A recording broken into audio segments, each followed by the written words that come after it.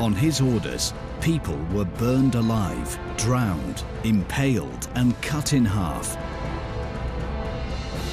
He had 7 wives and became known as the Black Widower. And finally, he brutally murdered his own son Ivan with his staff. The bloody crimes of the first Russian Tsar are well known throughout the world. But the reasons for his tyranny, as well as his personality, are still shrouded in mystery and lies. In Europe, he is still considered to be the most murderous of medieval rulers. Nobody mentions that during his reign, Ivan the Terrible only slaughtered 3,000 people.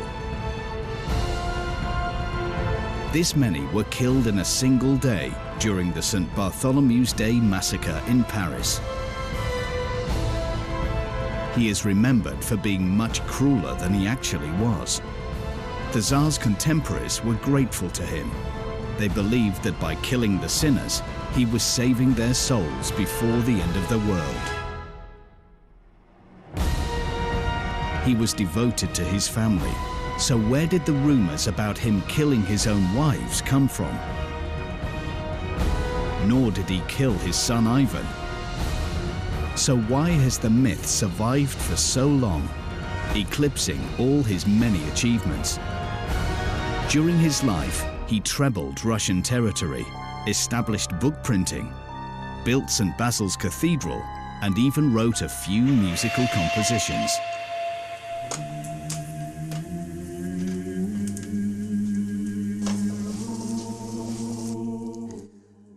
Few people know that the author of this divine music is Ivan the Terrible. Genius and evil often go hand in hand. Many tyrants before and after Ivan the Terrible were sentimental and used to enjoy musical poetry. Adolf Hitler was a fine landscape painter. Joseph Stalin perfectly described nature in his poetry. It was Stalin's will that director Sergei Eisenstein created the most famous movie depiction of Ivan the Terrible. To the murderous Soviet leader, the first Russian Tsar was a spiritual teacher and an example to many. Thanks to Stalin, the world would find out how Ivan the Terrible really looked. Sculptor and anthropologist Mikhail Gerasimov was willing to reconstruct the Tsar's face using his skull. At first, Stalin was very interested in this project. But then he changed his mind and didn't give permission to exhume Ivan the Terrible's remains. Memories of the Gerasimov's fatal opening of Tamerlane's tomb in the Gurey Amir Mausoleum were still fresh. On June the 21st, 1941, scientists removed the remains of the warrior emperor, ignoring the inscription on the wall warning, "Whoever opens this tomb will release God of War." A day later, war broke out. Unlike Gurey Amir's mausoleum, the ancestral tomb of Ivan the Terrible had no warnings. But there was quite enough mysticism around the Tsar's name. The writer Vsevolod Garshin committed suicide by jumping out of a window right after posing for Repin's painting, Ivan the Terrible and his son Ivan. The actor Nikolai Kamelev died on the Moscow Art Theatre stage dressed as Ivan the Terrible. Eisenstein's two-part film, Ivan the Terrible, remained unfinished. While working on the second part, the director suddenly died of a heart attack. The mystery surrounding Ivan the Terrible is ongoing. Evgeny Evstigniev starred as Ivan the Terrible in the film Yermak, and 10 days later, he died. Oleg Borisov died shortly after playing the role of Ivan in the movie The Storm Over Russia. During the filming of this movie, actor Yuri Astafyev died of a heart attack. Actors Sergei Bondarchuk, Vaclav Dvoretsky, and director Alexei Saltykov died shortly before the premiere of the same movie. This must have been more than just a coincidence. On the orders of Nikita Khrushchev, archaeologists and criminologists opened the tomb of Ivan the Terrible in the 1950s. The new General Secretary knew that Stalin admired Ivan the Terrible. Khrushchev wanted to prove that Stalin's favorite historical character was a murderous tyrant. Using the remains of the skull of Ivan the Terrible, Gerasimov restored his sculptural portrait, and all doubts vanished. Such a person could be capable of anything. An ominous hooked nose, a face full of disgust and cruelty. Only on closer examination could one see his deep sadness and self-loathing. These are the features not of a cruel ruler, but of a common man nearing death with a heavy heart. But what was depressing the murderous tyrant?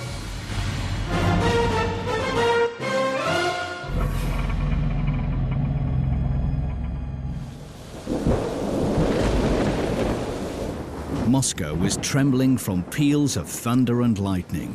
People cried out, just as the Holy Fool predicted.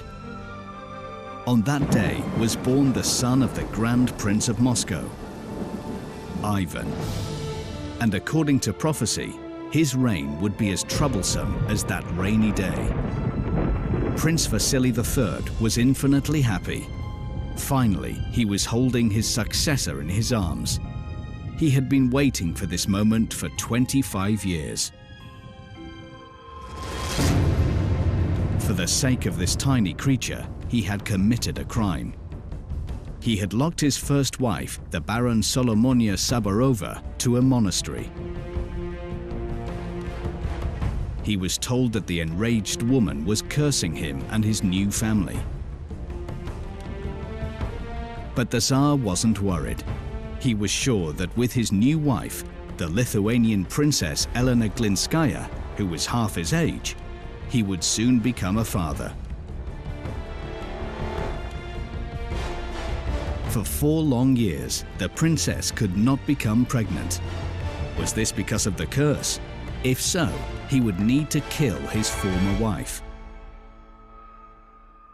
Solomonia was saved by the news that Elena Glinskaya had finally become pregnant. But Vasily III's happiness was short-lived. He only enjoyed his long-awaited successor, Ivan, for 3 years, and his second son, Yuri, for just a few moments after his birth. An abscess on the prince's thigh led to blood poisoning and a quick death. His wife was widowed, and her young sons were now orphans. Before his death, Prince Vasily III bequeathed his throne to 3-year-old Ivan. But up until the age of 15, his mother regent and 7 boyar tutors remained by his side. After the funeral, these tutors, instead of taking care of the little prince, started fighting over who would be the main tutor. They became competitive and started poisoning each other, dreaming of changing their boyar's hat for a monomax cap. They ignored Tsarina and young Ivan. A boyar's rebellion was in the air. Elena Glinskaya realized that both she and her son were in danger. She took matters into her own hands, ordering an immediate currency reform. Counterfeiters were becoming increasingly brazen, so it was necessary to put new money into circulation. In fact, the princess had an ulterior motive.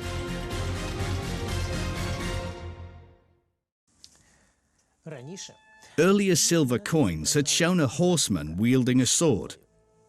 He was replaced by a spearman. The word kopya, spear, gave the coin its name, kopyeka. The horseman on the coins looked like an iconographical image of St. George the Victorious, the patron saint of Moscow, with one difference. St. George had the face of Ivan Vasilievich, confirmed by the inscription on the coin. Tsar and Grand Prince of all Russia Ivan. Elena ordered the manufacture of these coins so that the people would know their Tsar and not confuse him with impostors. But another danger lurked. In Moscow, there were persistent rumors that the first wife of late Prince, the nun Solomonia, gave birth to the Tsar's heir in a monastery.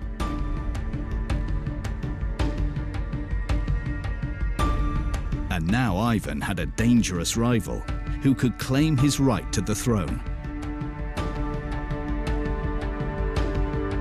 Solomonia herself hadn't denied these rumors. When Vasily III was still alive, he was very concerned about the rumors and had even sent inspectors to the monastery. But Solomonia refused to show them her son George.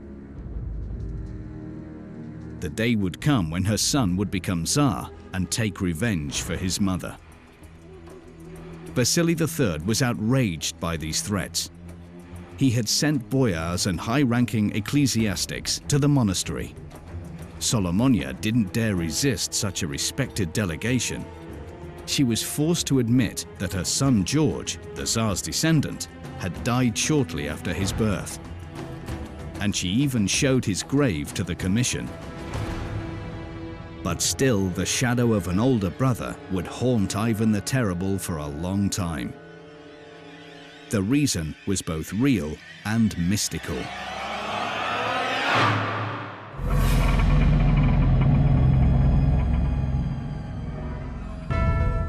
In 1934, the chief of Suzdal Museum, Alexei Vaganov, organized excavations in Pokrovsky Monastery.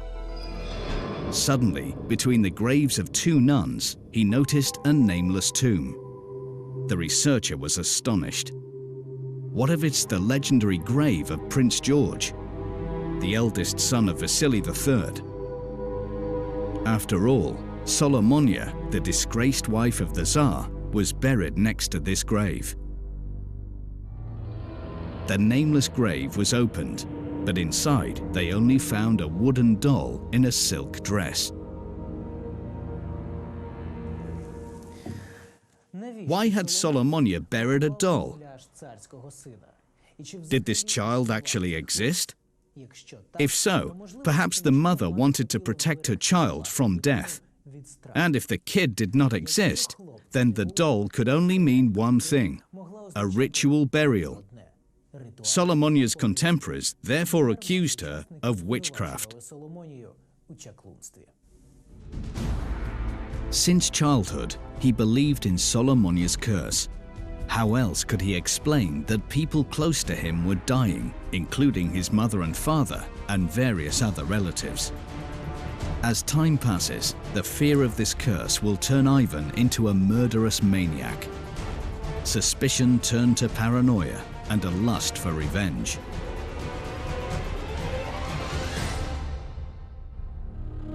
His mother's fear for their safety had a profound effect on the young Ivan. At that time in Russia, the Grand Prince was not the sole ruler. He had to act in accordance with the top boyars, the oligarchy of the time. Ivan's father, Vasily III, was the first who tried to limit the boyars' power. Elena Glinskaya attempted to fulfill her husband's will. She didn't listen to the boyars and insisted on doing it alone. She wanted to be an example to her son, but she had no time. Ivan was in his 8th year when his beautiful mother started deteriorating in front of him. Elena Glinskaya tried to prevent the mysterious illness by visiting a shrine that seemed to have healing qualities. But public affairs were waiting for her in Moscow, and she had to return. In such a hostile environment, she relapsed. Ivan kept believing that his mother would recover until the moment of her death. Elena Glinskaya was buried suspiciously on the very same day. The reason for such haste has only just been revealed. A high concentration of mercury was found in her remains. This is a direct indication that she had been slowly poisoned. Ivan the Terrible often suspected that his loved ones were being poisoned, but he didn't realize that his mother had been poisoned. And so Ivan was left alone with his hostile tutors. He had become a powerless, lonely puppet, devoid of communication.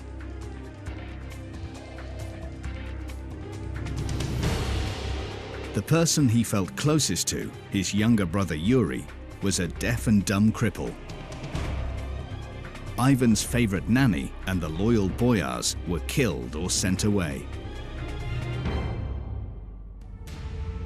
Soon, Ivan realized that they could not touch him. Despite his youth, the people and foreign guests saw him as the rightful ruler. During all great occasions and ambassadors' receptions, the prince was in the spotlight. But once the festivity was over, Ivan was forgotten about. Even for the basic necessities like food and water, he had to wait. He was left helplessly knocking at the closed door.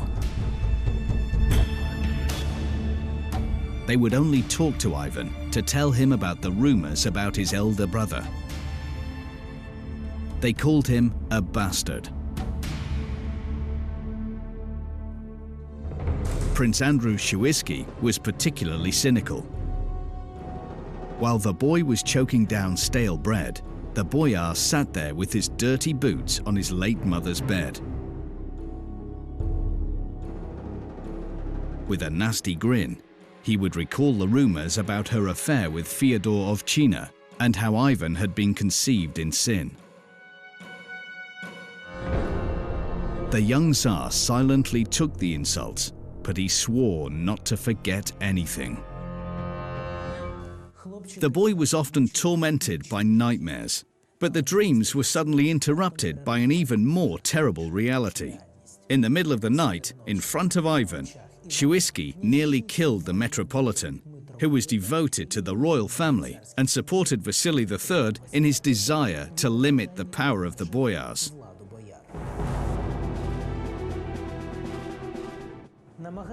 Trying to escape from death, the Metropolitan sought protection near the young ruler, but so far, Ivan had been powerless to do anything.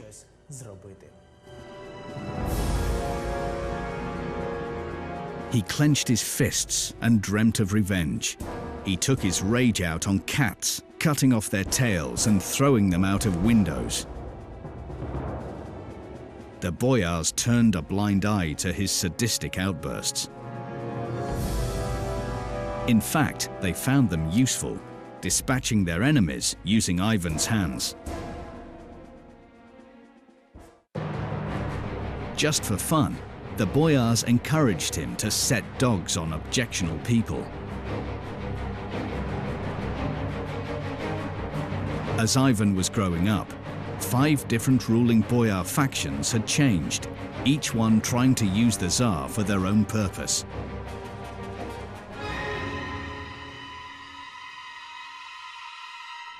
But suddenly, for the first time, the Tsar took the initiative and set the dogs on his abuser, Andrew Shuisky.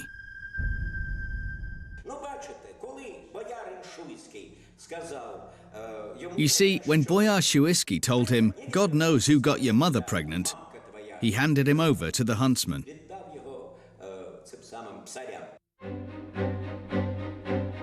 The prince's death was horrific. The boyars became scared. Suddenly, their puppet had become uncontrollable.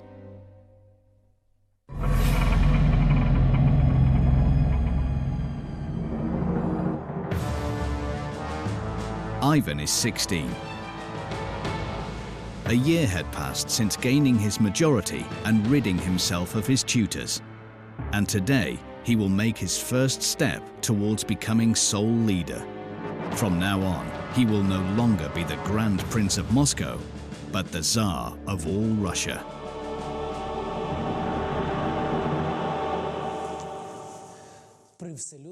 In public, Ivan wore the monomach's cap and received the other tokens of supreme power. But his coronation was different from other Byzantine emperors and of Grand Prince Vladimir. Ivan was anointed. In every person's life, this ritual is held once, twice in a Tsar's life. The power of Ion IV was blessed by God. Back then, only two monarchs were called Tsars, the Byzantine Emperor and the Khan of the Golden Horde. By proclaiming himself Tsar, he brought himself up to the level of these monarchs. 2 weeks later, the royal crown was placed on Ivan's head once again. This time, he was getting married, swearing to be faithful until his death. Ivan had chosen Anastasia Zakharina among 1,500 candidates for the title of the first Tsarina of Russia. It was love at first sight. Ivan would keep her in his heart for the rest of his life. Hugging his young wife, he dreamt that they would live happily and die together. But it was not meant to be. His beloved wife would be beside him only for 13 happy years. Historians call those mystical 13 years the bloodless period. It is believed that he turned into a maniacal tyrant after the death of his beloved wife. In fact, his transformation began 6 months after his wedding, when for the first time, death looked him in the eye. That day, a disaster took place in the Kremlin. The big bell fell to the ground. It was an ominous sign.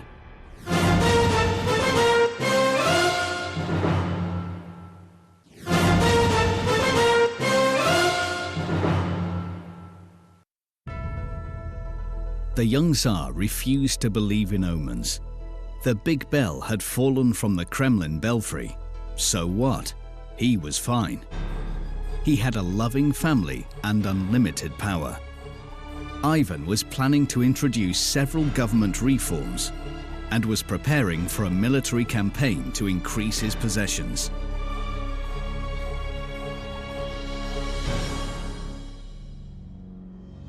But soon he realized that even with the royal crown on his head, he was vulnerable to attacks from his enemies. He was the same boy whose destiny was not just to live, but to survive.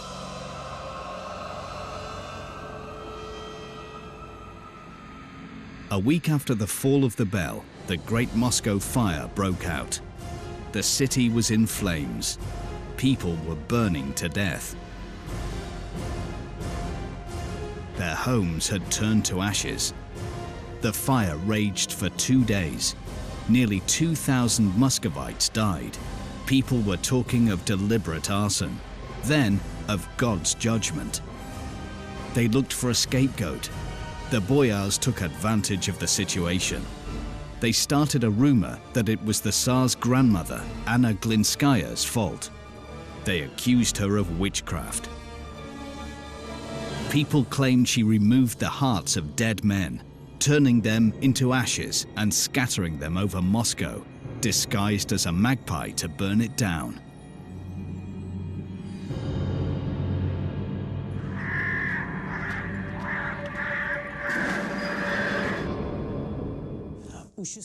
In the 16th century, fables were easily believed, like the fable that the young Tsar himself was under these charms and his blood was spoiled, and that somewhere his elder brother, the son of Solomonia, the first wife of Vasily III, was growing up in secret.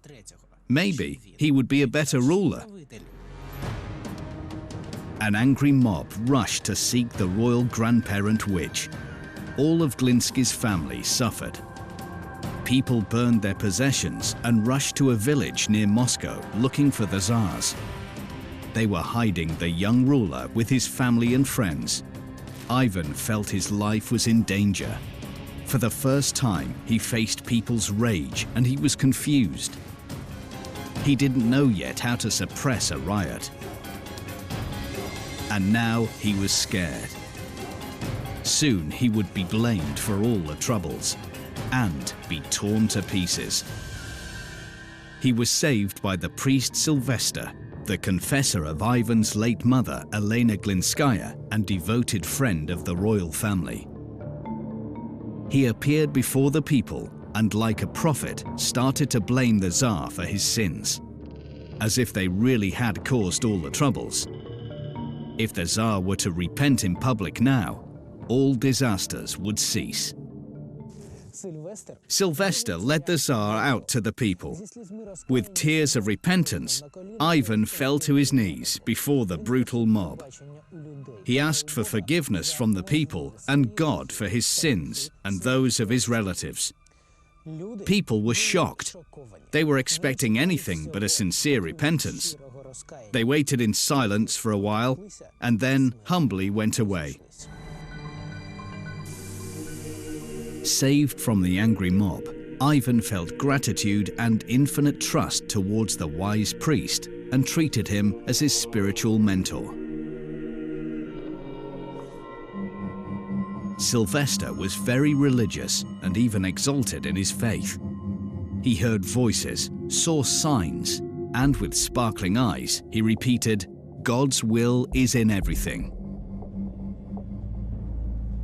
Very soon, under Sylvester's influence, the impulsive and insecure Ivan turned into a religious fanatic, convinced he was on a special mission. He was the only ruler crowned by God.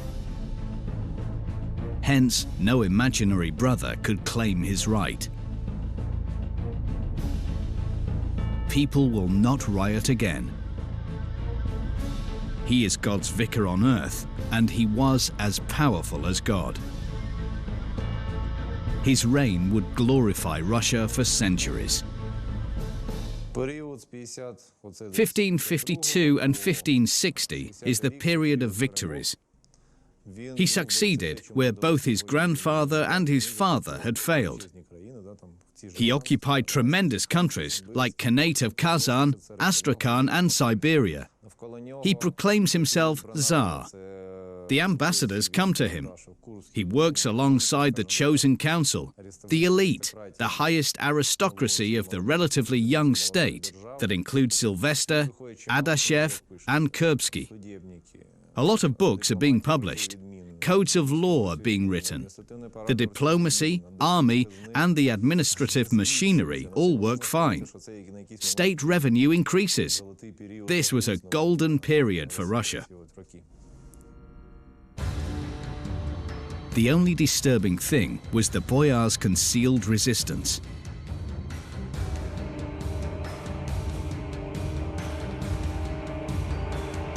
They were destroying his proteges and giving orders of mass executions in the name of the Tsar.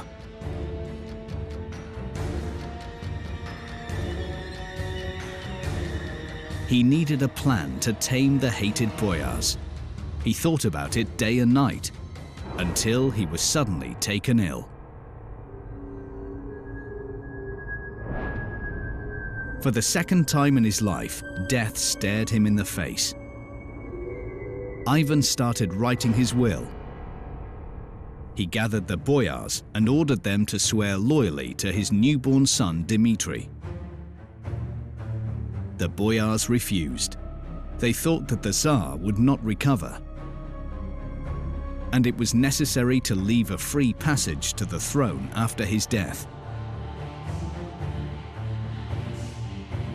Unexpectedly, Sylvester also refused to swear loyalty to Ivan's son.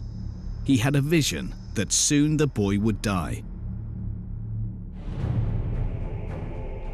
Sick and tired of long negotiations with the boyars, the Tsar was frightened and then became furious. His spiritual mentor, the loyal Sylvester, acted together with the boyars. A foul traitor, the Tsar ordered the immediate seizure of the priest and his imprisonment in a remote monastery for the rest of his life. The boyars were taken aback by the Tsar's rage, so they accepted all his wishes. Ivan got his way. His 4-month-old son was recognized as his successor. Soon after, the Tsar made a surprising recovery. During his illness, Ivan swore to make a pilgrimage to holy places with his family in case of recovery. It's said that a well-known Orthodox enlightener, Maximus the Greek, tried to talk Ivan out of taking his 6-month-old son on such a long journey to avoid tragedy. But disappointed by Sylvester, the Tsar wouldn't listen to another prophet. Whilst boarding a boat for the river crossing, the bridge under the royal procession wobbled. The startled nanny let go of the prince, and he fell to the bottom of the river like a stone. In a moment, the bridge collapsed, and the Tsar, his wife and nanny found themselves in the icy water. After several dives, the royal heir was taken from the water. Ivan Vasilievich took the baby in his arms and, with tears, watched his son die. After his son's funeral, the Tsar started to think about the causes of the tragedy. The baby could not have been dropped intentionally. The nanny who carried him was supported by Tsarina Anastasia's brothers. But to make the bridge collapse was easy enough. Was that attempted murder? Probably. But who? The boyars, of course. Confident that his son had been killed by the boyars, the Tsar began brutal reprisals. He gave orders to arrest those who refused to swear loyalty to the prince and execute them in public as conspirators. Blinded by his own grief and revenge, he had chosen the most severe punishment. All 12 boyars were impaled.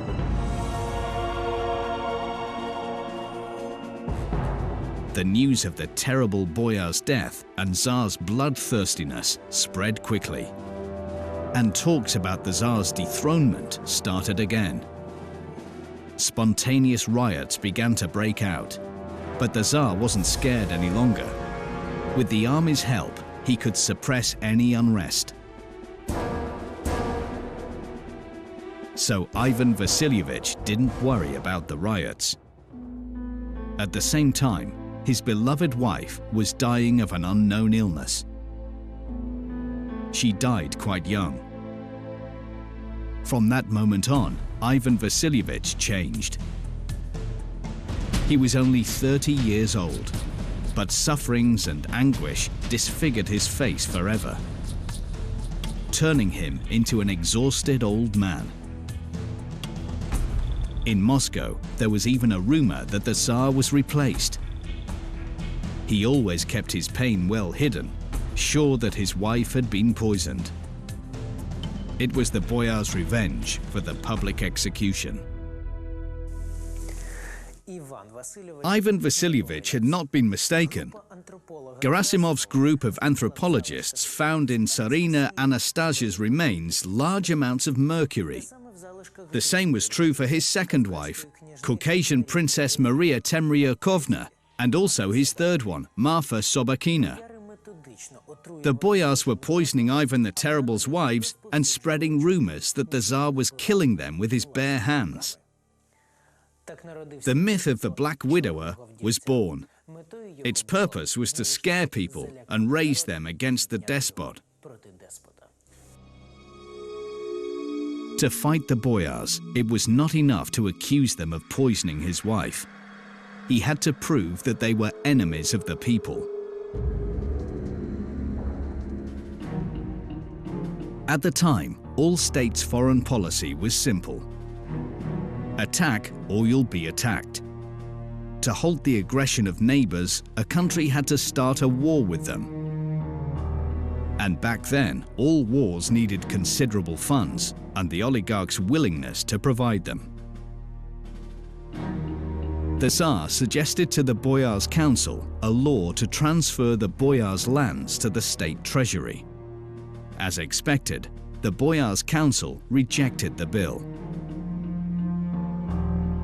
This would be the last straw. The Boyars had not only betrayed the Tsar, but the interests of the state. On the 3rd of December 1564, a strange procession went out of the Kremlin gates. Sleighs carried royal processions and the Tsar himself out of the capital. And then the Charter came. A royal herald proclaimed it from the squares of towns and cities for everybody to hear. The Tsar Ivan Vasilievich abdicated. Russia had never seen anything like it before. It was a brilliant tactical move. The Tsar warned that because of the Boyars' betrayals, people were to face brutal war and be treated like slaves under a foreign ruler. He sincerely repented of his sins, his weakness and inability to save people from the Boyars. He reminded them that he was God's vicar and his will was the will of God. People believed him.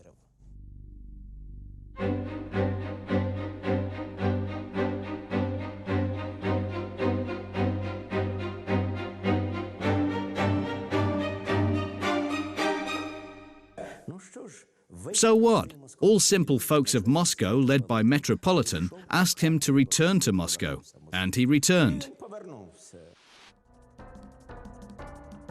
The Tsar returned to Moscow and imposed a state of emergency and launched a giant repressive machine called Oprichnina. The Tsar formed the army of oprichniks from poor children of the nobility. He gave some land and gold from the treasury to each of them. Grateful to the monarch, oprichniks enthusiastically rushed to prove their loyalty. Their work was to learn about the slightest manifestations of dissatisfaction with the Tsar's policy and to punish rebellious boyars and their accomplices. Their emblem was a dog's head and a broom to sniff out treason and mercilessly sweep out the traitors. People were killed on the slightest suspicion or slander. The country was overrun with the guilty and innocent blood. The apotheosis was the massacre of Novgorod inhabitants, where the oprichniks discovered a plot. The local boyars decided to decoy Ivan Vasilievich in Novgorod, seize him, and give him away to the Polish king. And in his place, put Ivan's cousin, who was weak-willed and easily controlled by the boyars. The reaction of Tsar and his loyal oprichniks was terrible. More than 2,000 people were executed or tortured to death in Novgorod. Families were seized and tortured. The largest execution took place on the Volga River. Convicts were tied up and burned, and then, while still alive, were thrown into the water. Ivan himself came up with this punishment for a reason. In fact, during Ivan the Terrible's reign, people were expecting the end of the world. Chronicles report that the prophecies at the time foresaw the apocalypse as occurring in 70/70th. That is, in 1569 AD. 4 years before that date, the Tsar, using Oprichnina terror, tried to clear the country of the boyars. But as the fatal date approached, his unlimited power and religious fanaticism had created in Tsar's fevered imagination another idea. He was repeating, Tsar's will is God's will. And those who Tsar considers as sinners are sinners before God. And he, Ivan Vasilievich, has the right to punish them as God punishes at the Last Judgment. Once again, Ivan the Terrible was rereading the Apocalypse. For 4 years, he was punishing sinners, cleansing them before their death with fire and water, and then at night, he prayed for their sinful souls. But 70/70th passed, and the Last Judgment didn't come. Were the prophets wrong? Was it all in vain? Ivan Vasilievich was horrified. If so, then he is the greatest sinner. He must pray and ask God's forgiveness for having dared to equate himself with the Lord. Something desperate was awakening in him, a human despair. What have I done to this world? But the retribution that would come to the Tsar a year before his death would be almost worse than the Day of Judgment.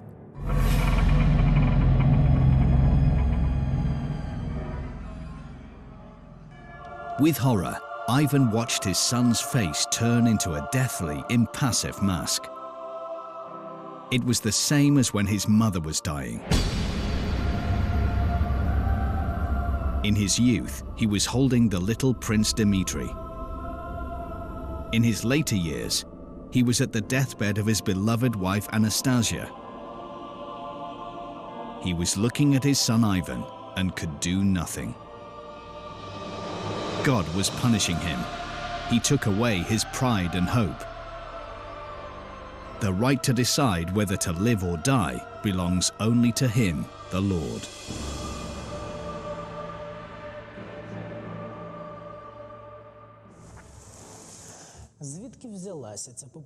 Where does this popular version of Ivan the Terrible killing his son with his staff come from? This legend was depicted by Ilya Repin in his painting, and he depicted it so realistically that women were fainting in front of it. Today, historians believe it was a rumor started by Antony Posavin, a Jesuit monk, who in 1581 came to Ivan the Terrible from Polish King Stefan Batory for truce talks. In the course of negotiations, the monk suddenly laid down a condition: to submit the Russian Church to the Pope. Ivan Vasilievich angrily refused and removed the monk from the chambers. After this, at the court of Batory and other European rulers, they started to talk about the cruel temper of the Russian Tsar. In a quarrel with his daughter-in-law, Ivan's wife, the prince stood up for her. And the Tsar hit him with a staff. Nothing else is known about his murder.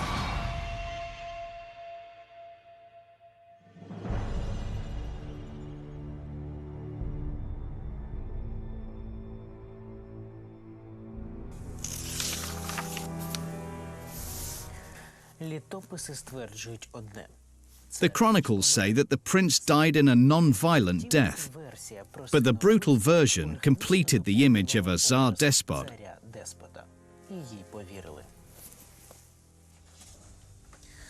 It was hard not to believe it, because Ivan the Terrible openly blamed himself for his son's death. But obviously, he meant a different thing. Ivan the Terrible wanted to fall on his knees, but he couldn't. He was in severe pain. Even his body would not obey him. He had enraged God. He had gone too far. He had no right to decide who to punish and who to forgive. People's lives are not within his power. God showed him that by taking away his son. But he has two other successors, Fyodor and Dmitri. May God forgive him, cure Fyodor's madness and give long life to 10-year-old Dmitri. And he, the murderous Tsar, would always remember the names of all those he had condemned to death. He would spend all his money trying to save their souls. After his son's death, Ivan ordered to make the Synodic, a list of all the people who suffered during his reign. It meant their complete remission. Ivan the Terrible had made generous donations to the largest monasteries where monks were praying for the souls of these victims. Based on his commemoration list, the Tsar's victims numbered 3,000. He was 52, but the Tsar looked like an old man.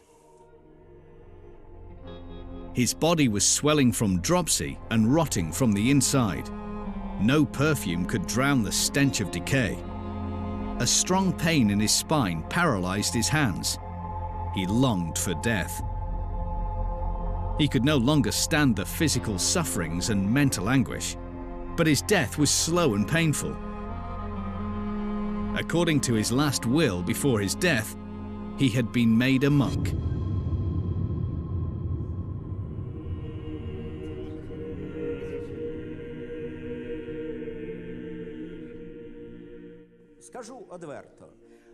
To be honest, I think Ivan the Terrible was a victim of history, despite the incredible victims of his despotic acts. For a very simple reason. He was trying to create an integrated Russia, but through limitless violence. During the life of Ivan IV, no one called him Ivan the Terrible. This nickname appeared in folk songs much later. After the Tsar's death, the time of troubles began. At the beginning of the 17th century, the civil war took hundreds of thousands of lives. Ivan the Terrible's massacre of 3,000 victims pales in comparison. Ivan Vasilievich knew that he would not go to heaven, and he knew what hell was long before his death. When he realized that, he undertook the functions of God.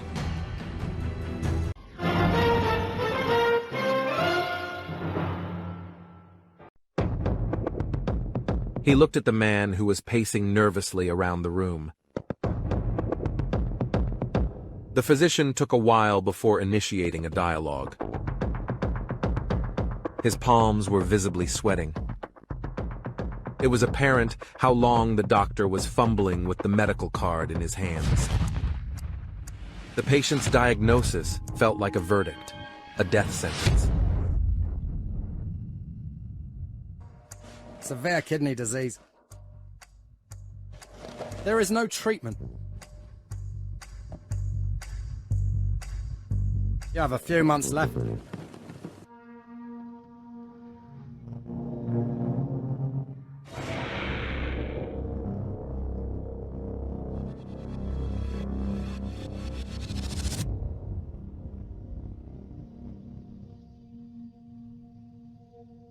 He was walking down the hospital corridor, calm and confident.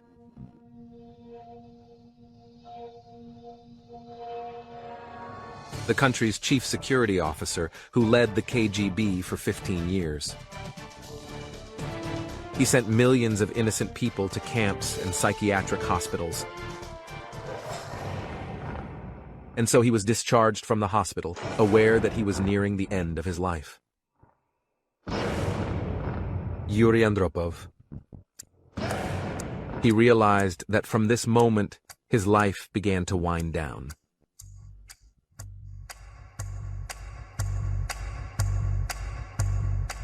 But he could do nothing.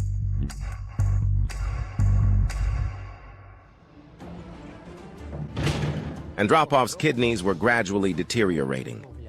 Since then, to sustain his life, he was compelled to undergo hemodialysis, or artificial blood purification, several times a week. This was one of the biggest secrets of the omnipotent KGB chief. He only had a few years left to live, and he dedicated these final, most valuable years of his life to his ruthless rise to the Soviet throne. The secrets of the life of the most enigmatic General Secretary of the USSR. He grew up in a wealthy Jewish family. However, the Soviet authorities executed his father and left him to perish on the street. He dreamed of a tranquil family life, but his own wife was spying on him for the NKVD. All his life, he had to conceal his true origins. And to escape from the system that turned him into a monster and destroyed his life.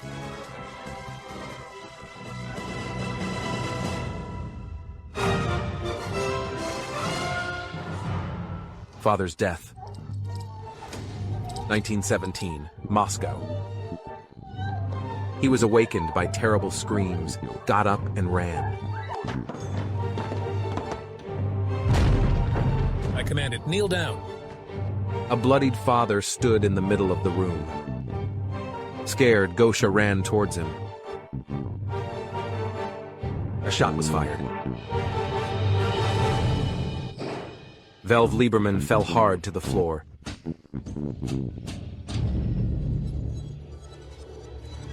Dad, wake up! Gosha could not move. He was frantic, covering his ears with his hands, crying, pleading for it to stop.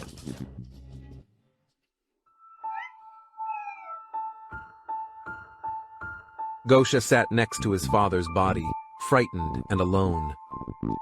He didn't understand what was happening, didn't know what to do.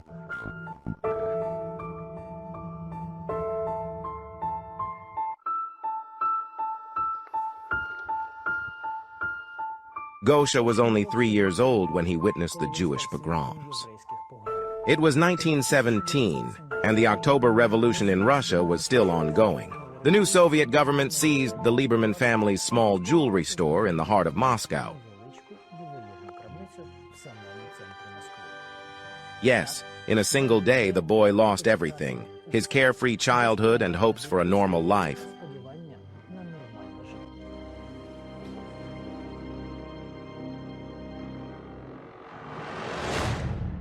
A damaged student ID card.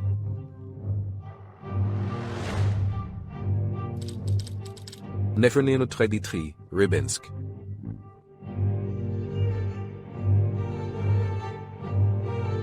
Grigory was in a terrible rush. His fate was to be decided today. A few days ago, he passed the exam for the Rybinsk Technical School of Water Transport with flying colors. And now, he had to find out if the committee had accepted him for the first year. Grigory was anxious, searching for his last name in the lists. The small letters were blurry. IK. Here comes the letter L. Lazarev Lapov.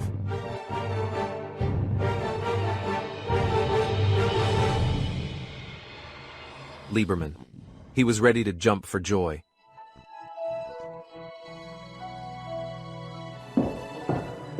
He endured this for 10 long years, starving, working at railway stations, and sleeping in wagons. After his mother passed away, he had to look after himself. Upon entering the technical school, he knew that he would be provided with accommodation and a scholarship. Most importantly, he will acquire a viable profession, which means an opportunity to escape from poverty. Modest and hesitant, Grigory never had faith in himself. But now, for the first time in many years, he held his shoulders high. If his mother had lived to see those days, she would have been proud of her son. All he had to do was pick up his student card, and his dream would come true. Surname? Lieberman. Lieberman. Grigory was unaware that while he was searching for his name in the lists, inquiries were being made about him outside the office door. When he entered, his fate was already sealed. But I found my student card. Indeed, after the revolution, many people of Jewish descent were present in the Soviet structures. Overall, it was evident a significant portion of the Bolsheviks were Jews. But after Stalin's significant confrontations with Trotsky, Kamenev, Bukharin, and Zinoviev, it became evident that Stalin was progressively marginalizing the Jews. He perceived in them a sort of resistance to some of his decisions. After that, the government bodies of the USSR received a clear directive. Proletarians should not discriminate against Jews. Yes, these people worked and lived, but they were not allowed to receive education or participate in political activities. Grigory was unaware of it. He will never forget this day. The man stepped into the hallway. He didn't know what to say. The young man walked gloomily, with his head down. A loud laugh echoed behind him. Hit him. He looked around in a daze. A student theater group was rehearsing in the hallway. Dressed as a tavern keeper, the man stooped and bowed deeply.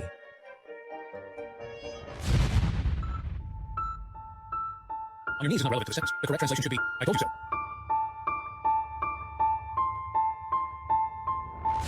They started beating him with a stick.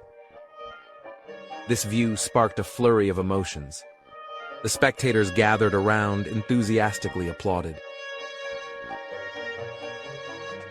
And nobody noticed the reaction of the intoxicated young man who couldn't take his eyes off this spectacle. At that moment, Grigory realized that they would never leave him alone. And all due to the last name that turned into their family's curse. Mask replacement. Andropov. Andropov. An anxious whisper spread through the audience. The teacher was visibly nervous. Is Andropov here? Yes, I am. Bring your grade book. Damn surname. He couldn't get used to it. You could do better. Of course he could, but he wasn't going to make the same mistake again. Firstly, he was scared to stand out from the crowd, to avoid arousing suspicion.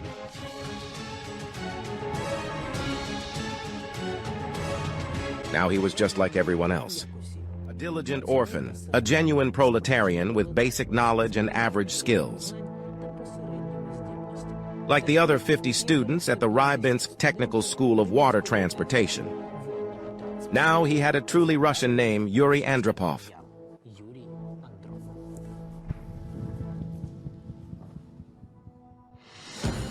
With his arms spread wide, he tracked the ball.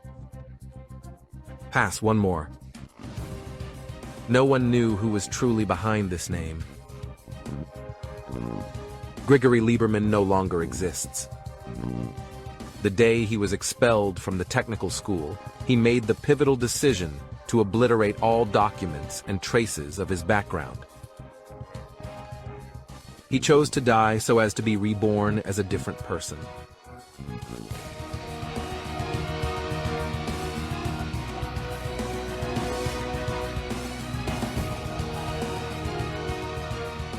It was the 1930s. The USSR had just begun issuing passports. They could be acquired in exchange for a specific certificate that indicates the place and date of birth, which also necessarily specifies the social status of the parents. He was unable to produce such a certificate, so he concocted an elaborate story that he was an orphan raised in an orphanage, which he claimed later burned down. Back in those days, this occurred quite frequently, and the man was trusted. So Grigory Lieberman became Yuri Andropov. He adopted this surname from one of the factory workers in Saratov. After altering his documents, he returned to Rybinsk for the second time. After the repressions of 1933, the structure of the technical school underwent a complete transformation. So now nothing was stopping him from becoming a student again. And he, for instance, quite effortlessly and swiftly, managed to convince everyone that he truly was Andropov. And his name is Yuri Volodymyrovich. All the subjects, all the questions about his origins, only began to emerge later, after his death. After changing his name, he began to feel more confident. The shy, uncertain Gosha is gone forever. Now he was a ruffian, the life of the party and its leader. He genuinely believed that now nothing would prevent him from living peacefully. Yuri had a simple Soviet dream: to work, secure an apartment, get married, and have children. And everything seemed to be going smoothly until a woman entered the young man's life.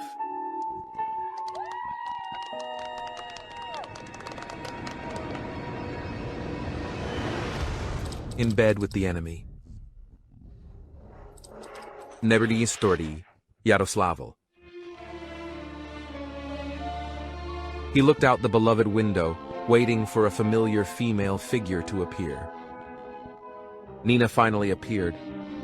She raised her hands and showed him a small folded envelope. Yuri felt like the happiest person on earth.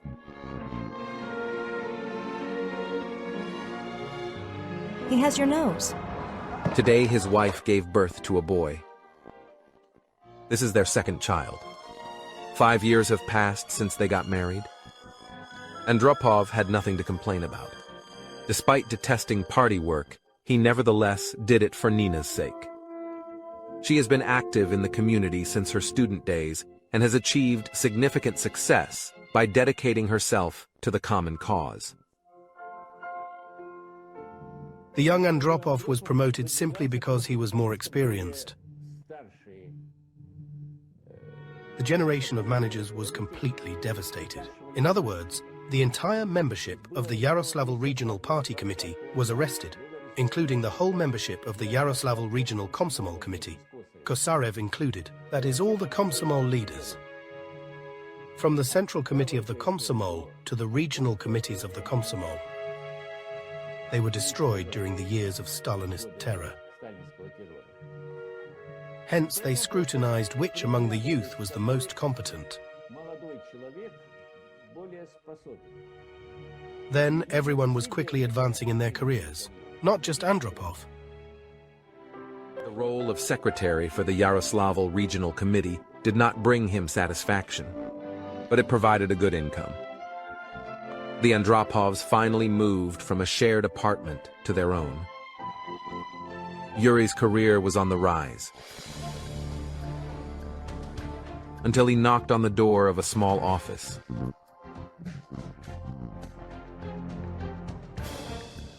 Comrade Andropov is misleading the party.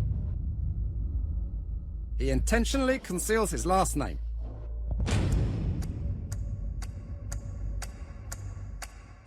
This means that he is an adversary of the people. On that day, a special committee had to determine whether Comrade Andropov was deserving of becoming a member of the CPSU. He regarded it as a mere formality, unaware of the file the party had compiled on him.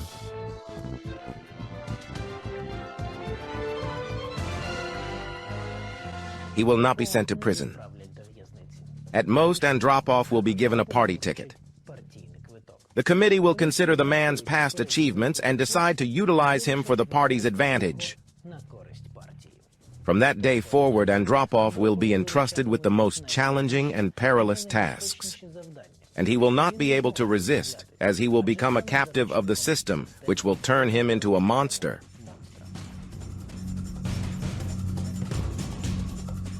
Issuing the party ticket was not a gesture of goodwill. It was advantageous for these individuals to have a party member like Andropov. They had incriminating material on him. It was the most effective method of influence. Of course, Andropov had a choice: to refuse and die as an enemy of the people, Alternatively, he could consent to move to the Karelo-Finnish Republic and become one of those he has despised his entire life. To become a defector, to assist the head of the Karelian Central Committee in purging the party's ranks. To surveil and report. He didn't want to do it, but there was no other choice. In those days, people did not have the choice to decide their own future. No one, not from the party, the Komsomol, or even the state leaders, dictated their own career. Because you were a party member. He tossed and turned in bed, quietly turning over so as not to wake his sleeping wife. Andropov couldn't sleep. He sifted through all the potential choices in his mind, dozens of names, and each time he returned to one. Nina worked for the NKVD for several years. Only she could tell the truth about his origins. He once told her about his parents and their cruel treatment. He gave his real name. No one else could know. Andropov was unwell. He was lying next to the woman he once loved more than anything else in the world, and he couldn't touch her. He couldn't be near her. That night he quietly packed his things and departed for Karelia. Alone, without uttering a word to his wife. Since then, the family has ceased to exist for him. Andropov will never see his children and Nina again. He will diligently carry out all party orders. Later, he will divorce his wife, who was unfaithful to him.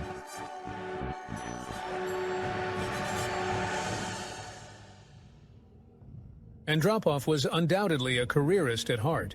Even back then, he foresaw his future and believed that he should have pursued an exceptional party career. He probably would not have divorced, as this factor would have overshadowed his political career. Divorce was neither desired nor encouraged. It was viewed as a sign of recklessness. But he didn't care. Andropov complied, as he had learned his lesson well. Running and hiding is useless. This was the case with his parents. This is precisely what occurred during his unsuccessful attempt to gain admission to the college. And now it has happened again. His closest companion, his beloved wife, betrayed him. She introduced him to the party. He will adhere to the rules of the game and become an impeccable player. He will become part of the system that took everything from him. The killer. The year 1956. Budapest. Panic prevailed on the streets of Budapest. Thousands of people did not go to work. An armed, boisterous crowd assembled in the squares, ready to storm the Soviet embassy. It was a Hungarian protest against the Soviet regime. The Soviet government did not wish to vacate the territories they occupied following the conclusion of World War II. That day, the violent Hungarian uprising became a part of history. The former ambassador of the USSR, Yuri Andropov, was responsible for the suppression of this uprising. Hungary experienced significant political developments that resulted in the formation of an opposition movement, which ultimately escalated into an uprising. Andropov was the center of attention for the Central Committee of the party and the Council of Ministers. In other words, the codes were sent to Moscow via the ambassador. The directives were relayed to the Hungarian communists through the ambassador. In other words, the ambassador and the embassy in Hungary became the hub of a tremendous amount of activity. Let them laugh at the poet. And let them envy him twice as much. I write sonnets for my wife, not for someone else's. These poetic lines were penned by a man who would soon summon Soviet tanks to the streets of Budapest. Under his command, people will be immediately suppressed without any prior warning. In that horrific carnage, hundreds of people will perish, thousands will be severely injured. Among them is the person to whom this poem was dedicated. Tatiana made her way through the noisy crowd of protesters. The streets were packed with people. She was only thinking about one thing: Yuri. What will happen to him? They were married for 16 years and had 2 children. However, Tatiana had no idea about her husband's life before they met. She was unaware of his other family and divorce from his first wife. She was unaware of her husband's cherished secret. Andropov did not utter a single word about his true past. However, she loved him, and now she was terribly worried. Like a mad woman, she rushed towards him. If only she could have warned him in time. The embassy was already in sight. She rushed forward when she heard terrible, frantic screams.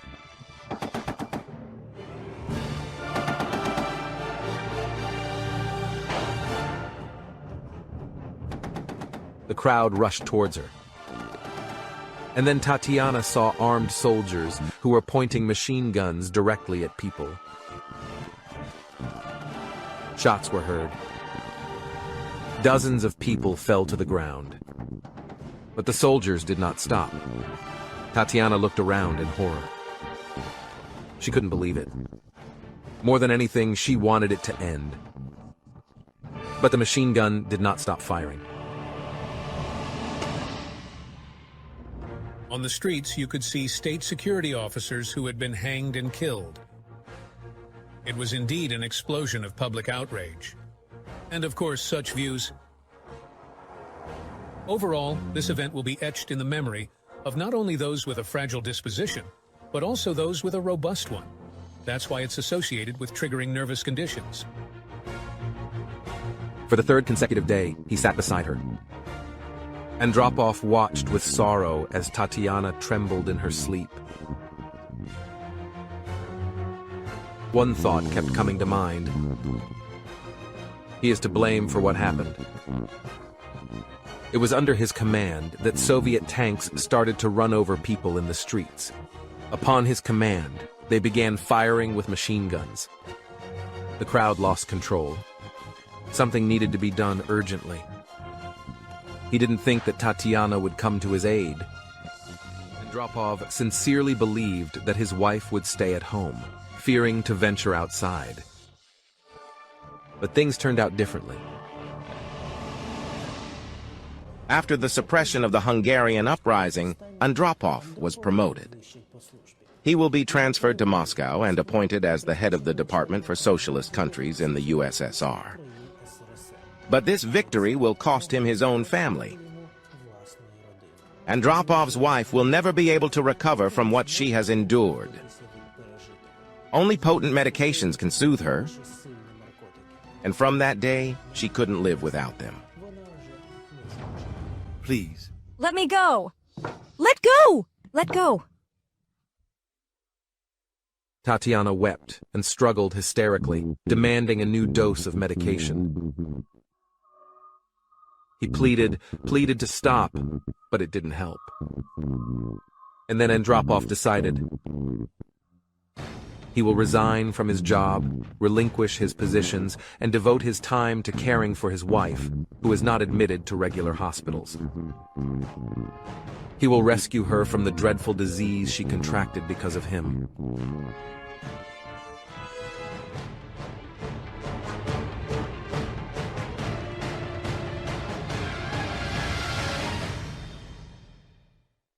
A secret deal. The year 1964. Moscow. Andropov was sitting at the table, reviewing some documents. There was a knock at the door. A dignified, dark-haired man entered.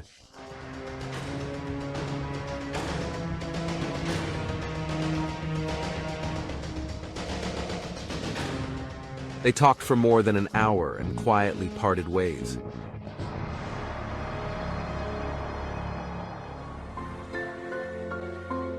In a few days, the General Secretary of the USSR, Comrade Krushev, will be discreetly removed from his position.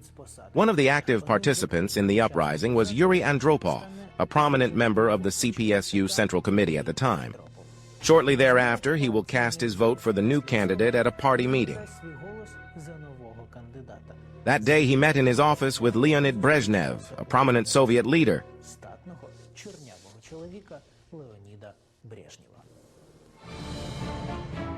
Soon after that, Andropov was named the head of the KGB.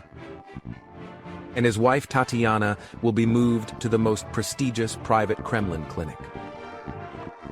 There, the top Soviet doctors will oversee her treatment. Only there will Tatiana feel better for the first time since the events in Hungary. And a grateful Andropov will thank the party for its support. A separate department was established within the KGB, specifically tasked with handling dissidents. It is associated with religious institutions, specifically Jewish institutions. It is associated with people from the theater and other communities. Elements of the intelligence apparatus are starting to emerge everywhere. Information is flowing in. What are these people discussing in the kitchen and what are they engaged in? This generates a certain... Some background information on Andropov. He was sitting in his office, carefully reading documents. Altman, Allweis, Beer, Neutzmann, Ruge. Thousands of mostly Jewish surnames. These individuals will spend the rest of their lives in psychiatric institutions. Only one signature of his decides the fate of these prisoners. This is how the former Jewish boy, who is now the all-powerful head of the KGB, dealt with dissidents and enemies of the state. Lieberman came down hard on people like him. Andropov, of course, started doing what the KGB and Khrushchev had done before him. People were imprisoned for expressing disagreement with the political activities of the Soviet government. That is, every year between 15 to 20,000 people underwent the so-called prevention, sophisticated psychological and ethical pressure. This can be directly observed in the KGB's work statistics. And yet he did not feel like a traitor. Andropov was certain that he was doing it for his wife. If he doesn't work for the party, Tatiana will be expelled from the Kremlin hospital and transferred to a standard psychiatric hospital. He was well versed in the methods used by the doctors there. In Soviet hospitals, drug addicts were not treated with much consideration. Andropov could not tolerate his wife being mistreated after the sorrow she had endured. He was ready to do everything to prevent this from happening. He did not want to be the head of the punitive, a special organization. This was not in his plans. But he obeyed. He picked up the phone and carefully dialed a familiar number. A pleasant female voice sounded on the other end of the line. Tatiana Andropova feels great.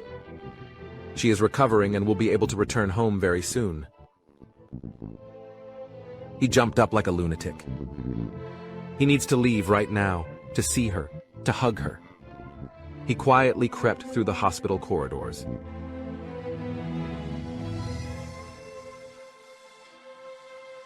She was lying on the bed and smiling blissfully. Yuri rushed to her, lifted her up, and embraced her. Tatiana did not seem to react. He gazed at his wife's face.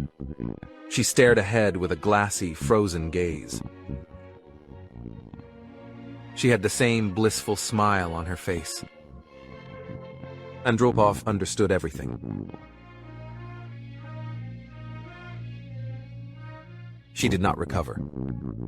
On the contrary, she was deteriorating. All this while, he was misled, being told that Tatiana was recuperating, to keep him employed, to do the undesirable tasks. Andropov started to feel unwell. He gripped the bed and clenched his teeth tightly to not give himself away. His hand slipped and he fell to the floor. Sentenced to death. He looked at the man who was nervously pacing the room. The physician took a while before initiating a discussion. His palms were visibly sweaty. He saw how long the doctor held the medical card in his hands. The patient's diagnosis seemed like a verdict. Severe kidney disease. There is no treatment. You have a few months left.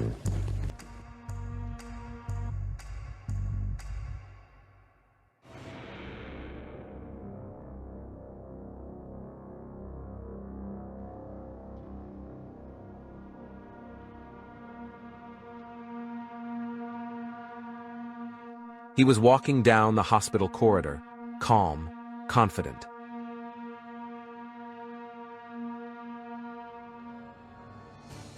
The country's chief KGB officer, who led the KGB for 15 years. He knew he was dying and couldn't do anything about it.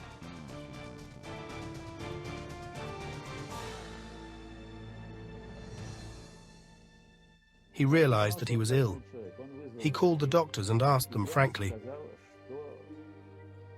"How many years do I have left to live?" After the diagnosis, he lived for only 13 or 14 months.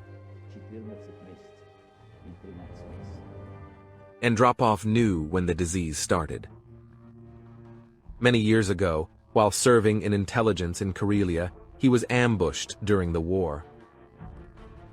For 2 days, Andropov remained submerged up to his neck in mud, afraid to reveal his position. Subsequently, he was admitted to the hospital for a few weeks due to intense inflammation. I treated myself because I had a terrible dislike for doctors and never visited them. And now it was too late. Everything he fought for, everything he strived for, was in vain. He failed to save his wife, and now he has ruined his own life. For all these years, Andropov had to appease the system, but now it's over. There was nothing left to fear, nothing to lose, and therefore no need to pretend.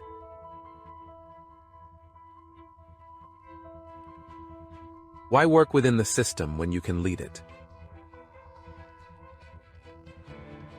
This thought was a lifeline, and the critically ill and shattered Andropov made a decision. He decided to become the Secretary General, to clear his path of obstacles without fear or remorse. For the first time, not for someone else, but for myself. Andropov's health was clearly declining. The kidney disease was terrible. Undeniably, Andropov was headed towards a tragic demise. He watched in fascination as the liquid slowly flowed down the drip. Now, twice a week, he has to sustain his health by undergoing dialysis on an artificial kidney machine. He could not give up. Not yet. The droplet hovered and rolled down the transparent tube. 1. Secretary of the Leningrad Regional Committee, Grigory Romanov. 2 people will come to see him today. They will show him the document. The daughter of Romanov celebrated her wedding at the Hermitage. A drunken crowd caused significant havoc in the museum.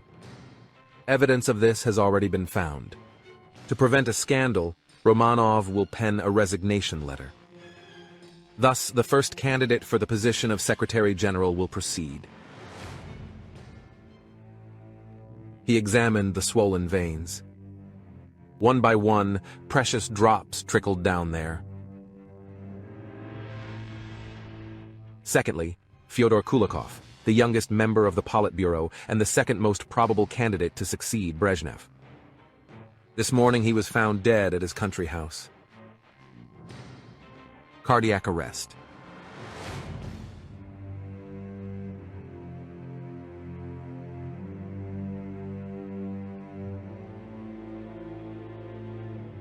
He was writhing in pain, and the drops kept falling. Third, Army General Semen Zvihun is the third candidate. He was allegedly arrested for extortion. A trial was being arranged, but Zvihun, a relative of Leonid Brezhnev, would not wait for the hearing. He shot himself in his office. The last drop. He turned the knob on the IV drip. We just had to wait a little longer, and the throne would be vacant. This is a chronicle of the parade at Red Square in 1982. On the podium, Leonid Brezhnev can hardly stand. 3 days later, he would pass away. However, this fact wouldn't surprise anyone. For several years, the entire world watched in horror as the Soviet Secretary General gradually deteriorated. But no one knew that another terminally ill man, Yuri Andropov, was standing next to him. He assumed the position of Secretary General, knowing that he had very little time left to live. This thought drove him mad. It seemed that now there was nothing left to wish for, nothing left to strive for. The path to power, for which he had strived, was finally over. What was left to do now? Only emptiness and these dreadful hospital wards that became his workplace. There were numerous ideas and plans, and many projects were initiated.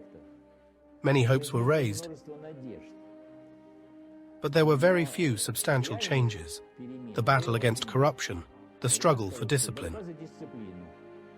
In other words, I had to be punctual for work and meet all the obligations.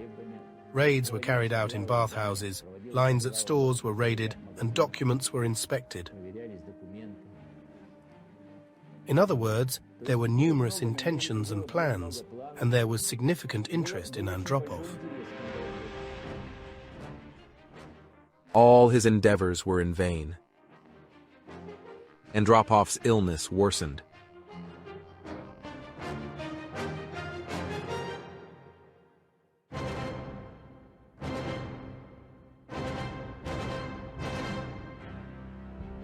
The 15 months of his reign over the USSR will resemble a horrific death agony. He will only be able to move around with the assistance of guards.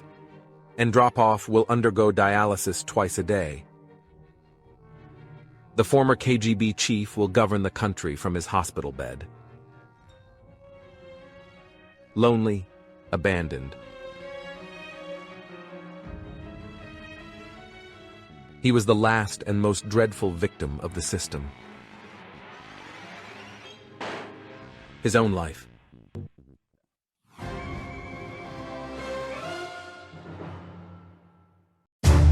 In 1973, in a small US country estate, President Richard Nixon was waiting for the arrival of a special guest. The General Secretary of the USSR, Leonid Brezhnev. A chic car stopped near the entrance. The car door opened, and from it appeared a delicate woman's leg. A pretty blonde got out of the car. Behind her appeared the figure of the Soviet leader. Nixon hurried towards them. He stretched out his hand and froze. Rather than responding with a broad smile, Brezhnev gave the president his mistress's hand. This had never happened before. Only Leonid Brezhnev would have dared to do that.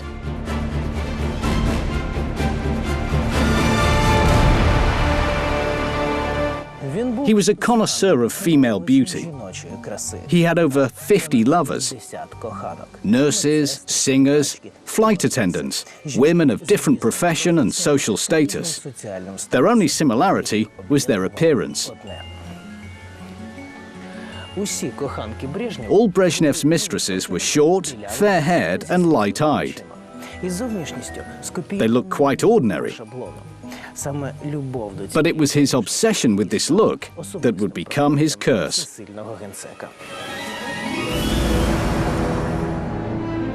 Leonid Brezhnev could barely move, spoke with difficulty, breathed heavily, and complained of memory lapses.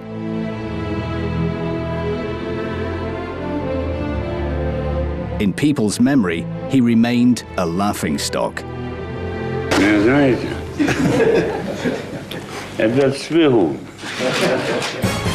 But few knew that Brezhnev had not always been like this. He was the youngest member of the Politburo.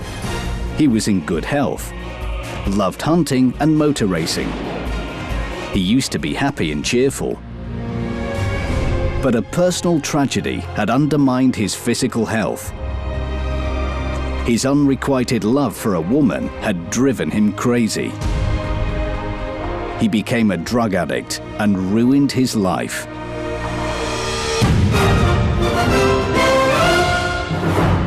Novorossiysk, 1943. He was rushing through the thick smoke like a madman. The Germans suddenly attacked. The field was illuminated with bright flashes. Dead soldiers and blood everywhere. His ears rang to the sound of cannon fire. No one was left to operate the machine gun, so Leonid grabbed it. He started to frantically shoot at the enemy. There were not enough rounds. He knew this was the end. Help would not come. He suddenly heard a terrible whistling noise. The last thing he remembered was an unbearable pain piercing through his body. His hands were stained with blood. Leonid blacked out. Several days later, he came round.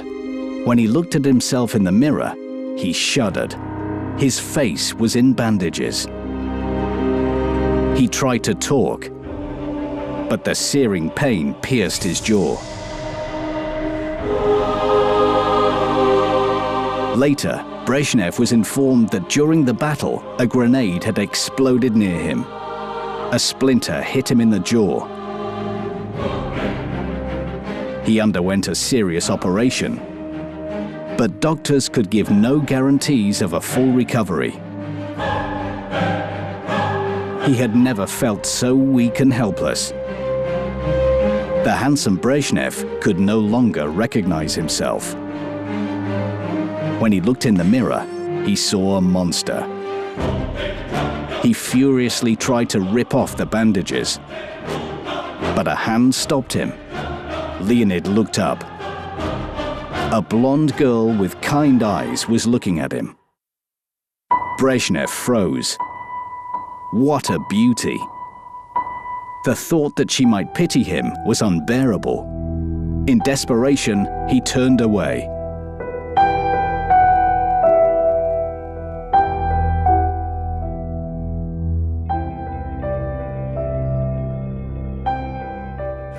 A month later, his bandages would be removed, and Leonid would not recognize himself.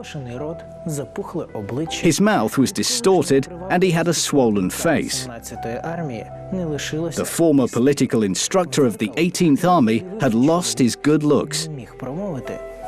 The man in the mirror could not utter a word. His jawbone hadn't healed properly, so Leonid Brezhnev lost his power of speech. Despite the pain, he tried to read, but he could only make a wheezing noise. But for several weeks, Brezhnev exercised his jaw in an attempt to speak. But it was all in vain. He wanted to scream out in pain and frustration. Would he, a political instructor, remain handicapped forever? He wouldn't be able to communicate with his people. His career would surely be over. In desperation, Leonid threw a book at the wall. He was sobbing into his pillow when suddenly he heard a calm, soothing voice. Tamara was reading his book aloud carefully, articulating each word. No, she was not mocking him. Her voice trembled. She didn't want to offend this broken, devastated man. Leonid was ashamed. She remained at his side, comforting and caring for him. When Brezhnev had a fever, she wouldn't sleep. Leonid was enlightened. He was afraid to move. He listened to her, hoping that this moment would go on forever. For the next days, Tamara returned to his bedside. Thanks to her, Brezhnev learned to speak again and restore his diction. He could no longer imagine himself without this woman. She gave him back his hope and confidence. A long-forgotten feeling had been reawakened. Brezhnev had fallen madly in love. Tamara felt sure that they would get married. She didn't care if Brezhnev was 40 and she was only 20. Most importantly, they loved each other. But fate would decide otherwise. Tamara, a field hospital doctor, would be remembered not as the wife of the future General Secretary, but as his most painful mystery. High-ranking servicemen often had what was known as regimental wives. Tamara was just such a wife to Leonid Brezhnev. She'd been living with him for a very long time. However, she remained a mysterious legend.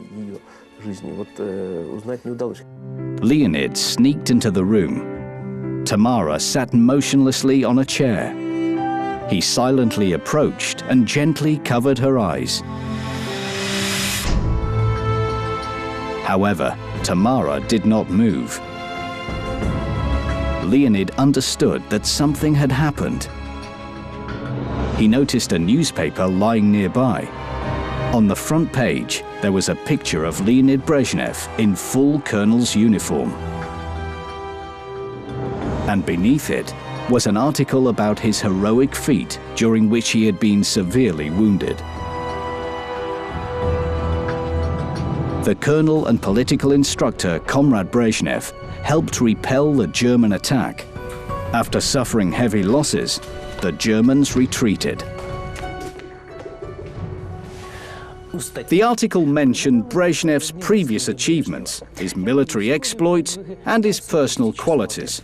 But in the newspaper, there was also a seemingly unimportant sentence: an exemplary party member and a great family man. But these words played a crucial role in the fate of the future General Secretary. Leonid lowered his eyes. He couldn't hide any longer. He hadn't told her that he already had a wife and 2 children.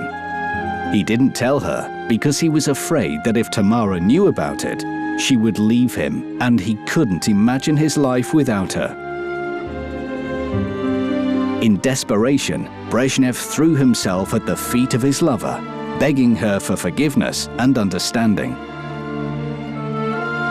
But Tamara didn't seem to hear. A fearful Leonid promised to leave his wife and children. When the war was over, they would be together as they had dreamed.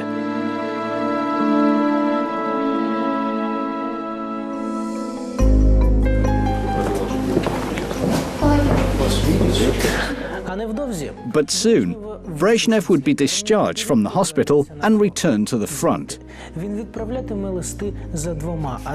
From there, he would write letters both to his family, waiting in Moscow, and to his beloved woman, who would secretly pray to God that her loved one would be safe.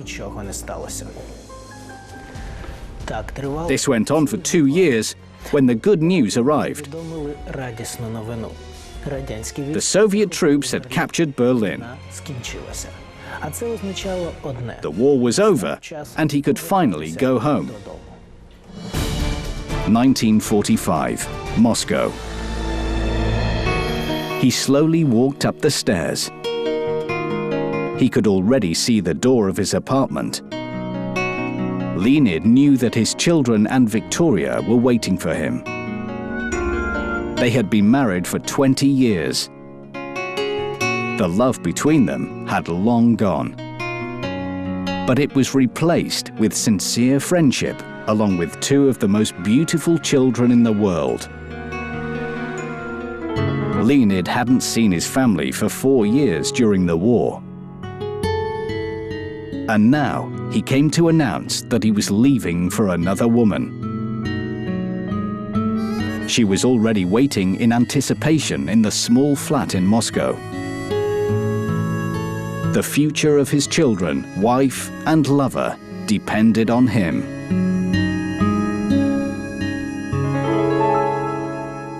He pressed the doorbell. The door opened immediately. The apartment became full of cheerful hubbub. They hugged and kissed him. The children have changed so much. They have grown up. Leonid's heart sank. He was very fond of them, but he could not lie anymore. That same evening, Leonid and Victoria had a difficult conversation. He told his wife everything, about meeting Tamara, about their feelings for each other, which he had been hiding for 2 years. He was explaining everything and asking for forgiveness, but Brezhnev did not realize that his 16-year-old daughter Galina had been listening to him. Her father's words were very painful to listen to. How could he do this to them? Galina wanted to believe that her father loved her and her mother, but she couldn't. Leonid was afraid to look into his wife's eyes. His heart was breaking. He felt terrible guilt. Vika didn't cry or cause a scandal. If she had done, it would have been easier for Leonid. But his wife remained silent. It made it harder. Gradually, she came to her senses. She refused to stay and said she would file for divorce. He could go to the other woman, provided that Leonid remained in the house until morning, so he could explain everything to the children. Brezhnev had no choice. He agreed, not realizing the terrible consequences of his decision.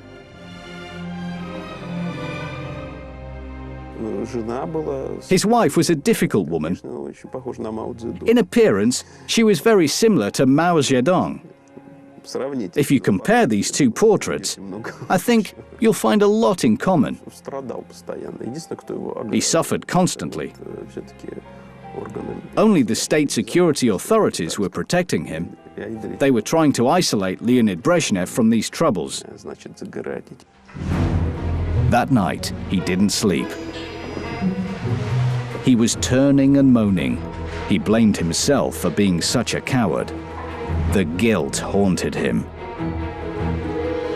His eyes were watering, but he couldn't sleep. He tried to convince himself that he needed to explain everything to his children. He simply had no choice. He couldn't lie to Tamara a second time. He walked around the apartment. The children were sleeping. Leonid entered his wife's room. The bed was made. Vika hadn't gone to bed. His wife was not there.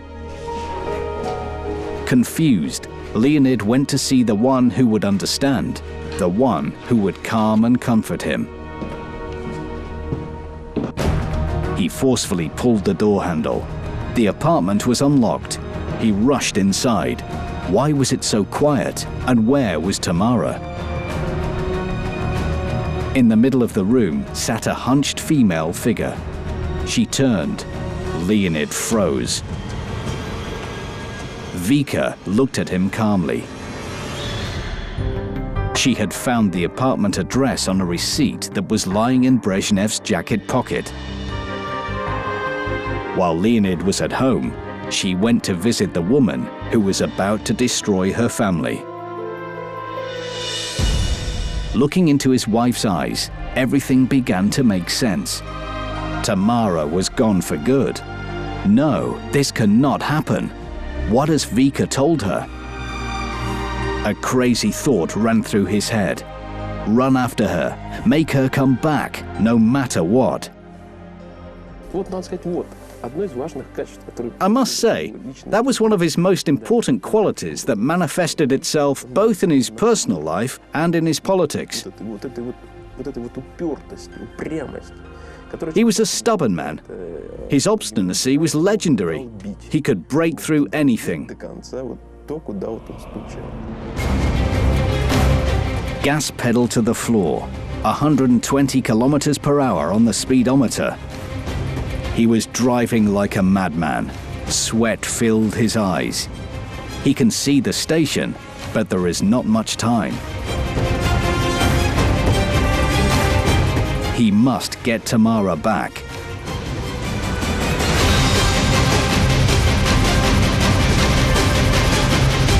For the first time in his life, he was running at full speed, elbowing his way through the crowds. He ran past irritated passers-by and noisy market sellers. He looked, but couldn't see her. He feared he may never see her again. In the distance, he saw a familiar figure. He felt the tears well as he rushed towards her. He grabbed her and held her close. He found her at last. He kissed her urgently on her cheeks, lips, shoulders. Fearful he might lose her again. He didn't care that the whole station was watching them. He had found her and would not lose her again. Tamara gently released herself from his embrace. He looked at her with horror. He would never let her go again. But Tamara quietly broke their embrace. Leonid was petrified. He looked at her helplessly. Leonid would never forget the sight of that petite female figure slowly disappearing into the crowd. He could not remember how he managed to drive back. He didn't know where he was or what he was doing. Suddenly, it was all about Tamara.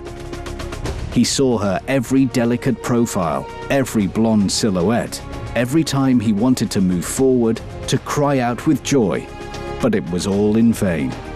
She was no longer in the crowd. He would not go after his Tamara again. But he would never be able to forget her either.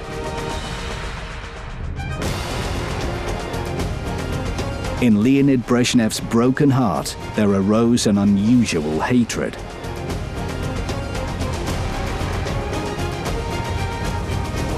He blamed his wife for taking away his precious Tamara. He would seldom appear at home and put all his energy into his work. He built a successful career and became a trusted associate of General Secretary Nikita Khrushchev. And when the time came, he would take his place and start a new era in Soviet history.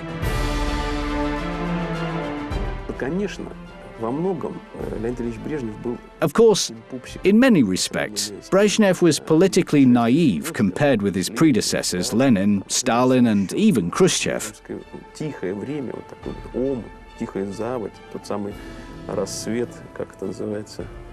The era of Brezhnev is a peaceful, stagnant backwater.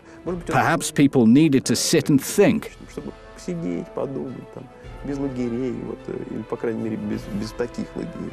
To contemplate the snow falling outside the window, not the ranks of prisoners, the tanks or the marching troops.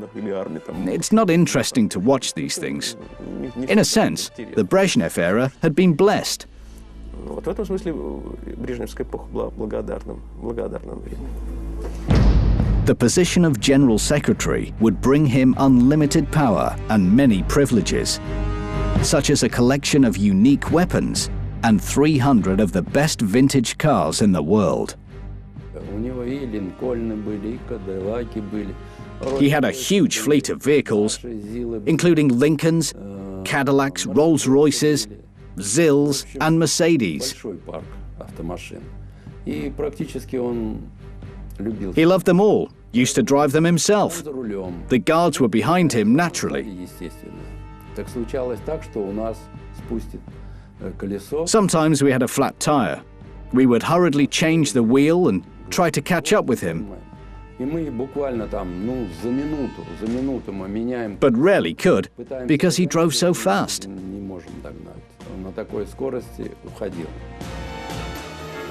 As well as cars, he also collected gorgeous women.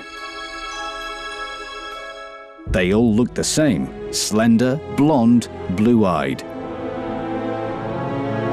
Brezhnev would drown his pain in their embraces, seeing Tamara in each one of them.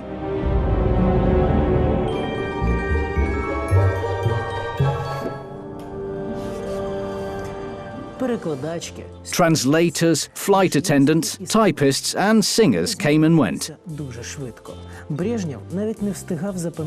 Brezhnev had no time to remember their names. He shocked the world with his amazing escapades. But nobody realized that the man with the sincere smile, who boasted about his amorous conquests, was in fact miserable. From the outside, everything seemed fine. A successful person, a prominent politician, a lady killer. There were many women on his list. A residence keeper in Zavidovo Anna, a maid from Zarechye, Dacha Maria, a secretary Alla, the daughter of communist leader of Bulgaria, Lyudmila Zhivkova. The KGB regularly supplied the leader with pretty blonde lovers. Brezhnev didn't object. To him, it was like a game.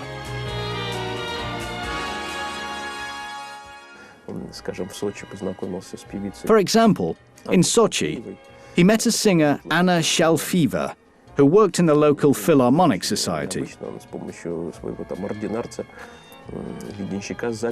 With the help of his orderly or batman, he locked her up in a room. She was outraged by his boorish behavior. She managed to escape through an open window. Leonid Brezhnev tried to make up with her by giving her flowers and courting her. Gradually, he broke down her resistance.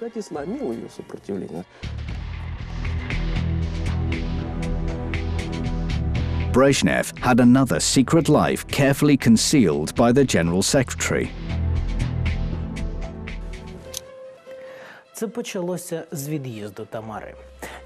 It began after Tamara left.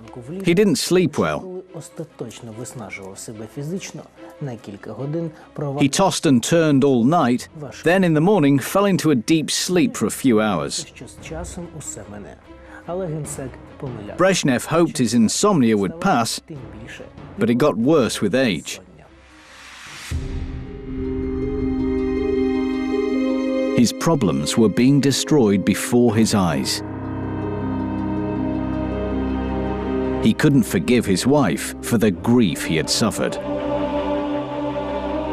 Brezhnev and his wife were gradually drifting apart, but Victoria seemed resigned. She didn't blame him for his love affairs and silently put up with them. Her silence drove him mad. Brezhnev did not know what to think. Very soon, he would pay dearly for his wife's sufferings. The suburbs of Moscow, 1972. He heard a terrible din in the sitting room and ran out into the corridor. His daughter Galina could barely stand. Brezhnev couldn't hold back his anger.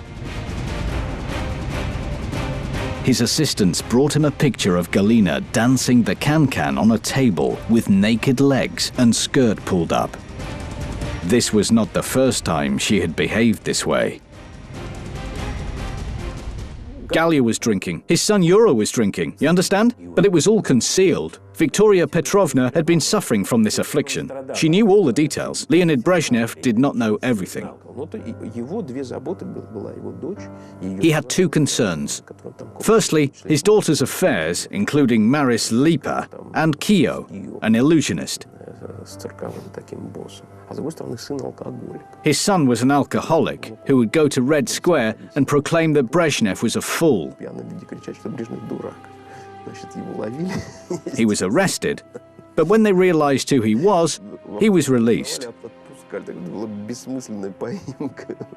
It was not easy for Brezhnev to deal with. It was painful for Brezhnev to watch Galina. Another failed marriage, hard drinking. He wanted her to stay and talk, but drunken Galina laughed in his face. Brezhnev lost his temper and slapped her. She soon came to her senses. She gave her father a long, withering look and then left without saying a word. Brezhnev did not know that Galina's scandalous behavior was revenge for hurting her mother. Fights with his wife continued until Brezhnev broke up with Tamara. He couldn't forgive his wife for the grief he'd suffered. Brezhnev was gradually drifting apart from his family. But even then, Victoria seemed resigned. He didn't remember her blaming him for his amorous adventures. Galina hadn't forgotten about crying in her room all those years ago when she heard about her father's unfaithfulness. How she blamed herself for her parents fighting, and watching her father continuing to taunt her mother. Galina had become angry and now sought vengeance. For the first time in his life, Brezhnev slapped his child. She had grown up under these circumstances, but much of it was his fault. Brezhnev adored his Galina, indulged all of her whims, but his daughter became fretful and spoiled. Previously, he'd put up with her tricks. But now, because of the insomnia, despair tore at Brezhnev's heart. He had to do something.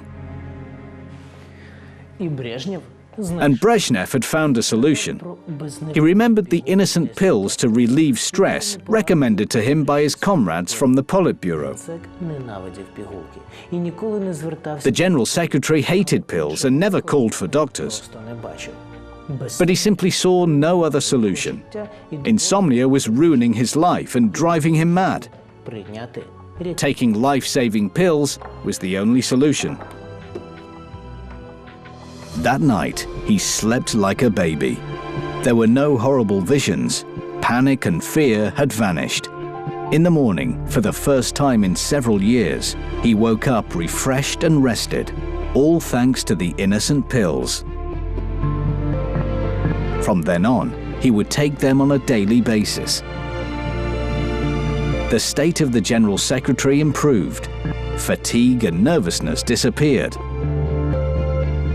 He felt full of strength and inspiration. Brezhnev couldn't imagine that soon he would become addicted to the pills. To intensify the sleeping pills' effect, he would take them with vodka. This heady mixture would be the beginning of the end. As well as soothing, the medicine noxiron, like diphenhydramine, also has a psychotropic effect.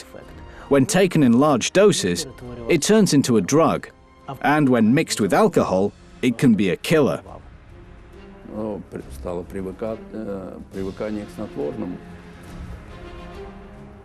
He became addicted to sleeping pills.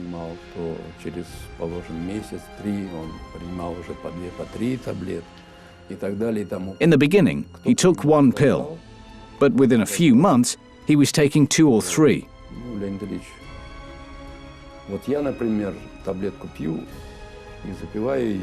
Someone said, "Leonid Ilyich, I take a pill with alcohol." He asked, "Does it help?" And one of the Politburo members answered, "Yes, it helps."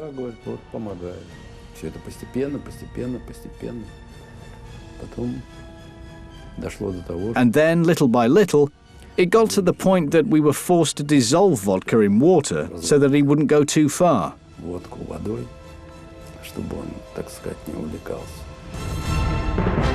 Moscow, 1972. The USSR was celebrating the 55th anniversary of the October Revolution.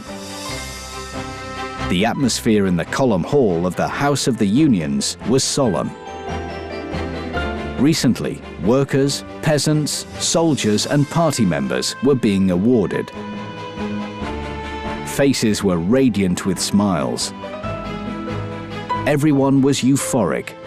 A smiling Brezhnev was meeting the guests of honor. Next to the General Secretary sat his secretary, who was also his new passion. Faces were flashing. Brezhnev felt dizzy and terribly sleepy.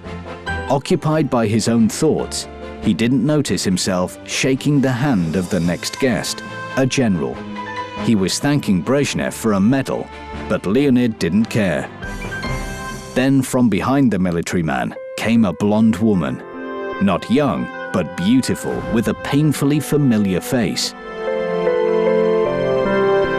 Brezhnev froze. He couldn't breathe. His heart was pounding. Surely it could not be her. Tamara left Moscow many years before.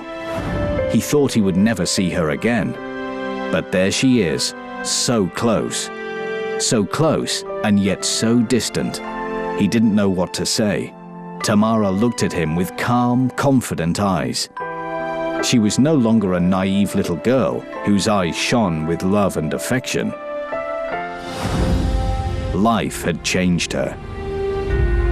There in the north was born another Tamara, one who had forgotten how to feel. Her memories had been erased. Brezhnev didn't know that she had married a general and was living a quiet life. He was looking at her with a long, piercing gaze. Tamara gently took her hand away. The General Secretary felt unwell. He walked through the crowd, wanting only one thing: to escape. Brezhnev was driving his car through narrow country roads. He didn't care where. His hands were trembling. He wanted to get rid of this strange obsession. Brezhnev felt the car judder as it raced towards the ditch. At the last minute, he managed to drive off to the side. He breathed heavily, not understanding why he'd stopped, and then he began to cry like a baby. Weak and powerless, he had failed to take his own miserable life. The General Secretary instinctively felt for the pills in his pocket, but they were not there. His head was spinning.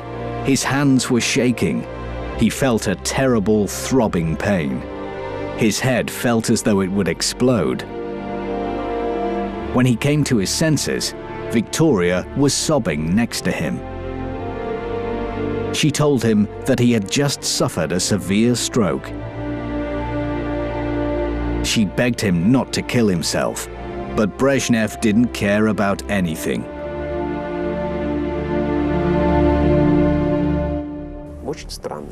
It was a very strange moment in the life of Leonid Brezhnev. He was banned from smoking and drinking. He could no longer drive his car. He had slowed down. He asked, "Am I a Tsar or am I not a Tsar?" He had great power, but was cut off from everything. he decided to fight for his own freedom. The only thing that he still had. His freedom to take pills with vodka, knowing that such a combination was poisoning his body.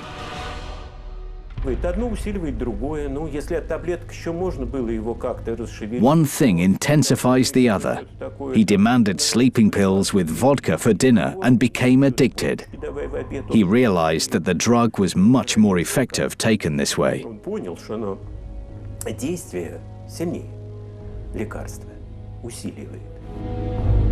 In just a few months, he had become very ill. In 1976, he survived a clinical death, then a heart attack. A year later, while on holiday, he would fall asleep while swimming. His guards only just managed to bring the General Secretary round. Now, the great and mighty USSR was governed by a weak, feeble old man who could barely move or talk, sometimes forgetting where he was and not seeing the line between reality and delusions. He was no longer interested in public affairs. Brezhnev shifted his routine and responsibilities. Here is what the foreign policy propaganda of the USSR, Valentin Falin, wrote. Our department was subordinated directly to Brezhnev, but endorsing the papers, the General Secretary didn't decide anything. The more papers he was slipped, the less he realized what was behind these papers. Thus, in 1979, peace-loving Brezhnev, who opposed army conflicts, signed an order to bring troops into Afghanistan. And when he realized what he'd done, he decided to resign. He stopped understanding anything. I remember this phrase stuck in my ears. I was watching one of the congresses, the 24th Party Congress, or maybe one of his speeches. He'd finished reading, looked at all those present in the hall like this, said in his Brezhnev style, rattled off, and left. With a heavy heart, his wife watched what her Leonid was turning into. She was extremely happy when he decided to retire. But these dreams wouldn't come true. Brezhnev couldn't resign. They had persuaded the sickly and feeble General Secretary that the country needed him. And Brezhnev believed them. Behind his back, a clique of party functionaries wanted this to last as long as possible, so there wouldn't be anyone to restore order. Then, of course, it turned into a farce. Everyone laughed. Now, the entire world was laughing at Brezhnev. The West, which had once so candidly met the Soviet leader, was openly mocking him. While visiting abroad, Brezhnev, as always, stood in the car and welcomed friendly people. But no one knew that a bodyguard was helping him to stand. Leonid Brezhnev couldn't keep his balance. He was taking more and more sleeping pills. He was literally begging doctors and security guards for pills. As a result, they began to hide drugs from him. Everyone was ordering his pills. I know that through Andropov, they ordered fake pills in Switzerland. He could easily call you in the middle of the night and say, "It's not working, I will take these." He had his own supply. Sometimes he would ask people from the Politburo. We often had to ask people he was close to, "Comrades, please do not give your medicines to Leonid Ilyich. You will kill him." Brezhnev jumped out of his bed. Outside the window, he saw a strange shadow. Something was quietly knocking on the glass. He covered his ears and tried to sleep. But without the usual pills, he could not fall asleep. Of course, his wife had some pills, but she'd hidden them. He decided to go and find them. Brezhnev crept into Victoria's bedroom and looked through her drawers, but the drugs weren't there. They were in a special locked place. Brezhnev could not resist. He woke up Vika and begged her to give him the pills, but his wife was adamant. So he picked the lock and with joyful eyes went back to his own bedroom. He poured several pills onto his palm. After a moment, he felt relief. His head began to swim, and then suddenly, he seemed to awake from a nightmare. Brezhnev saw himself sitting on the floor as an old, hunched man. His body was trembling. No, this can't be him. What has happened during these few years? What has he become? It was disgusting and embarrassing, sick, lonely and useless. Like a madman, he was swaying and whispering something to himself. Suddenly, someone's tender arms embraced him. He raised his head. Victoria was looking at him with love and affection. Brezhnev could not resist. He hid his face in her shoulder and folded her in his arms, as if afraid that she would disappear. For the first time in many years, he was grateful to her for her support and affection. Victoria gently lifted him up. She put him to bed as if he was a child. She stroked his head. Brezhnev's eyes opened. She was always there for him. She tolerated his unfaithfulness, resentments. She looked after him when he was ill. He had many women. All his life he had been chasing a ghost. And yet all this time, near here was a woman who truly loved and needed him. He wanted to fall on his knees and ask for forgiveness, but he felt sleepy. For the first time in his life, Brezhnev did not want to fall asleep. But the effect of the pills was irreversible. A happy smile lit up his face. Brezhnev knew exactly what to do. He would give up taking the pills. He would get back his life and finally tell Victoria the truth. He will tell her that he was wrong, that he loves her, and she will surely forgive him. He fell asleep with a happy smile on his face. Nothing to fear or worry about now. Only warmth, peace at last. His body was found in the morning. Doctors stated that Brezhnev had died painlessly and quietly. His heart stopped while he was asleep. –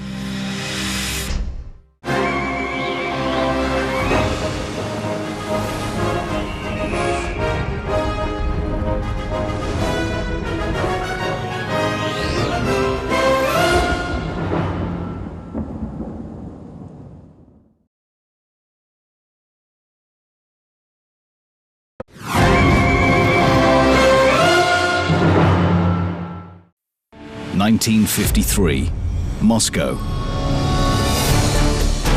A car approached a small mansion on Malonikitskaya Street. Out of it appeared Colonel Korotkov and several servicemen. The colonel showed the guards his ID of the USSR Interior Ministry. "Secret documents. I must deliver them personally. Come in." Korotkov and the soldiers entered the cabinet. Before them sat a man in pince nez. He immediately knew why these people had come to him. He rushed to the briefcase and pulled out a gun. At that moment, the military men opened fire. People in the street stopped when they heard shooting in the mansion. In the cabinet, however, it was all over. soldiers quickly covered the body with canvas and loaded it into the car.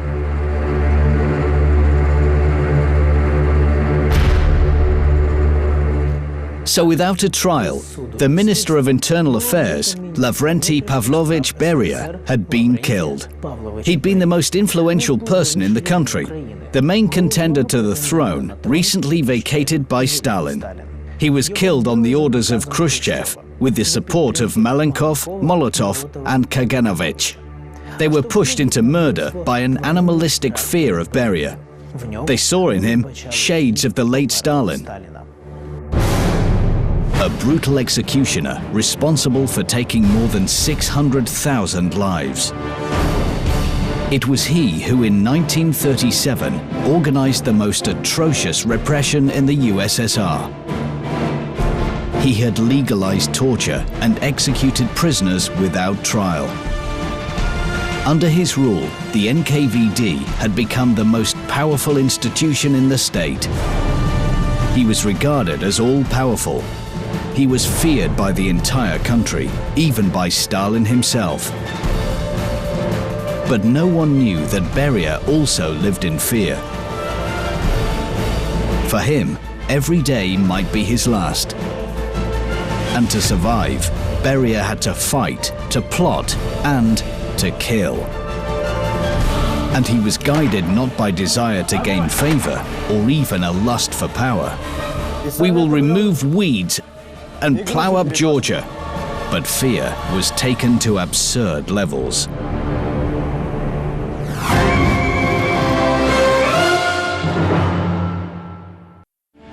(1921), Baku.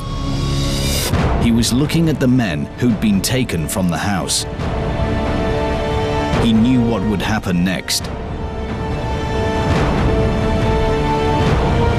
Soldiers would put them against the wall. There would be a command to pull the trigger.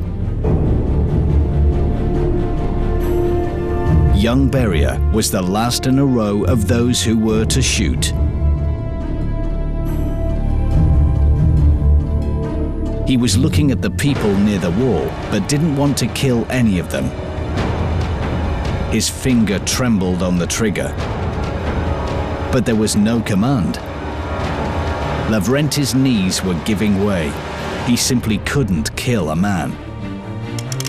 A wave of horror swept over his body.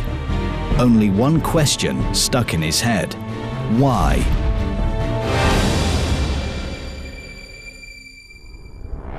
(1918), Baku.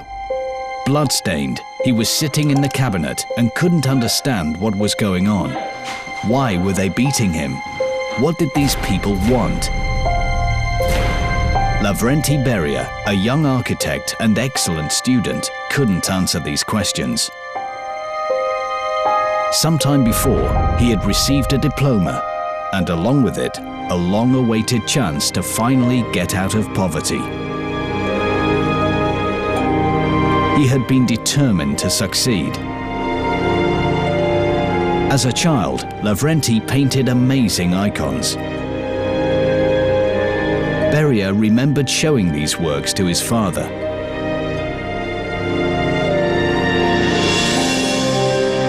Pavel Beria, amazed at his son's talents, sold half his house in order to send his boy to college. His father's faith paid off. First, Lavrenti graduated from Sukhumi School, then from a prestigious architectural technical school in Baku. He received his first order and was relieved to have a chance to bring his family out of poverty and to thank his father, who had sacrificed so much. In those days, the future seemed happy and carefree. Then one day, two men came up to him in the street. They showed him some paperwork. It was an offer to cooperate with the Bolshevik Party, which was leading a fierce struggle to gain power in the country. Its main opponent was the Musavat Nationalist Party. which proclaimed the idea of Azerbaijan's independence, and which for several years the Bolsheviks tried to unsuccessfully force out. Lavrenti didn't realize that he had been chosen deliberately. Among Beria's friends from the technical school were sympathizers of the Musavat party. So the guy had to learn who they were. And to do this, he had to become a secret agent. They tried to persuade him, they beat him, but Lavrenti was adamant. And then strangers dragged him to the window. Beria froze in horror. In the yard, he saw his former classmate with his hands tied. Their eyes met for a moment.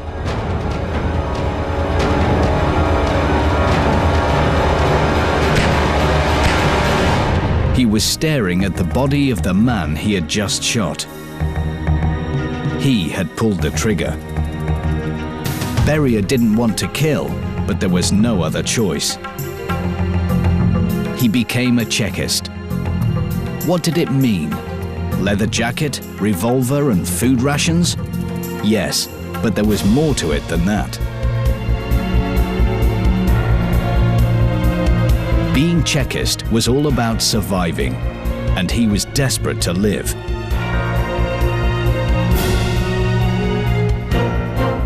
He knew it as he looked through the window at all those innocent people who had been executed. Suddenly, he had been seized by animal fear. Obeying this fear, Beria signed a hidden paper of cooperation, not realizing there would be no turning back.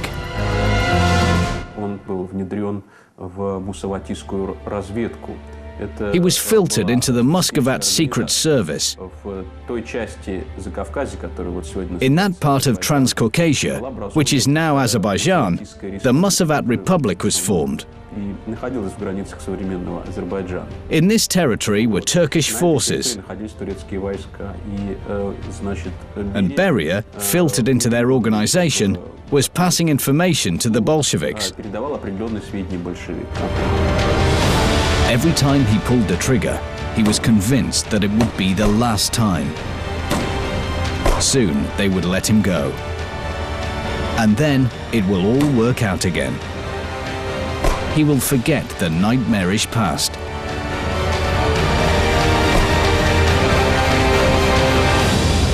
Eventually, due to the efforts of secret agents, the Bolsheviks managed to seize power in Azerbaijan. In 1922, the country joined the USSR. Beria had completed his mission, but no one was going to let him go. 1924, Soviet Georgia. Beria would remember that day for the rest of his life. He, a young Chekist, had the great honor of pouring wine during a party of prominent Bolsheviks in Georgia. The people who gathered around the table had made a revolution in Georgia. They rightly considered themselves its creators. And now they were receiving a guest from Moscow. Everyone considered the guest an upstart who had made his career murdering people. And now he came to bring the order in Georgia. As Beria was pouring the wine, his hand trembled. Beria met the man's eyes. It was Stalin. Beria felt the man's immense power. Stalin raised his glass and made a toast. There is a great deal of weed in Georgia. It is therefore necessary to plow up Georgia. A heavy silence descended over the table. All those Bolsheviks realized that the next day, they too might be called the Weed. Beria also understood this. A chill swept over his body. This was his chance. It's now or never. We will remove weed and plough up Georgia. He drank his wine and put the empty glass on the table. Everything went dark. Lavrenti didn't seem to notice Stalin's fixed gaze. He didn't see the strict faces of the masters at the table. The next day, Stalin left, and Beria was appointed deputy head of the Cheka in Georgia. Such a prompt promotion surprised everyone. To the old Bolsheviks in Georgia, Beria was an outsider, an upstart, and they started to hate him. But Beria didn't care. He has gained a powerful patron, almost a soulmate, Comrade Stalin. Lavrenti felt happy. The new appointment revived the old Beria. A quiet, reasonable man who for some time forgot about the former dream for the sake of a new one. To justify the trust placed in him, to take care of his safety, finally to prove himself. Beria enthusiastically took to his work. He tracked down spies and sent them to prison. As an architect, he was implementing his most ambitious project, the building of a new state without blood or senseless murders, unlike neighboring Russia. It was an amazing period in Lavrenti's life. He bought back his father's house and began to earn huge amounts of money.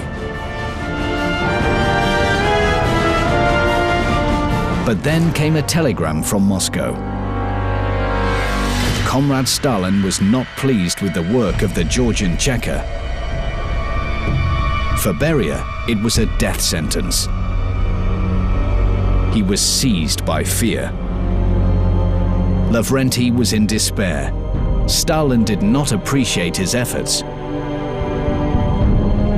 At the same time, Beria's colleagues in Moscow executed several hundred spies and enemies of the Soviet rule a week. The Georgian Cheka didn't show even half of these amounts.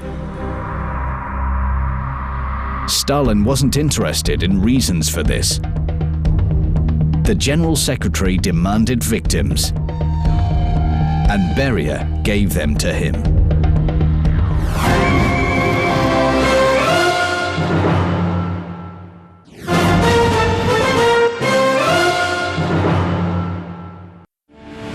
(1924), Georgia. He was standing against the wall, terrified, afraid to look into the people's eyes. He didn't need to wait for orders. He now gave the orders. Rumor has it that in Georgia, repressions were even more severe than in other regions of the Soviet Union. Beria was like a mini Stalin. In Moscow, Stalin controls the course of repressions, inflicts resolutions on interrogations and protocols, gives advice on whom to beat and whom to interrogate intensively. Beria does exactly the same in the Transcaucasia.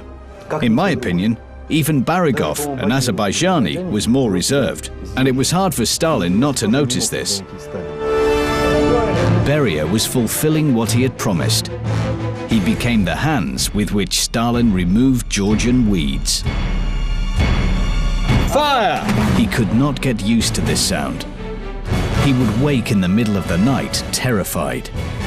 In his dreams, he saw innocent people being shot without trial. He couldn't sleep. Nightmares were driving Lavrenti crazy. And then one night, stupefied by blood, insomnia and fatigue, Beria decided enough. The head of the Cheka was reading an application. Beria was asking to be allowed to study in the Polytechnic Institute in Baku. He didn't want to be a Chekist. He wanted to live. He had married and wanted to rebuild his life. Lavrenti knew that he might not get out of this room. His young wife waiting outside also knew this. Beria watched his boss with horror. He carefully placed the paper on the table, picked up a pen, and raised his eyes. Lavrenti was rooted to the spot. He won't give up, whatever the cost. The chief was looking at him, long and hard. And then, with a sharp stroke of the pen, put his signature under the application. Lavrenti couldn't believe his eyes. They let him go. Silently, without any conditions. The world had changed. It became brighter and more colorful. He hugged his wife. Finally, there was no need to be afraid. He can realize his dream of becoming an architect and eventually, perhaps, to forget the horrors of the past. He was playing football with the boys in the yard. He was shouting and laughing like a child. Finally, a terrible burden fell from his shoulders. His wife was hanging out the washing and smiling, looking at her husband. Their lives were looking up. At first, he didn't notice the black car coming up to the house. Lavrenti stopped playing with the ball. Beria knew something terrible was going to happen. He realized with horror that these people would never let him go. All his dreams were in vain. There is no turning back. He didn't want his family to see them. The arrival of the black car was a bad sign. Lavrenti hastily kissed his confused wife and sat in the car.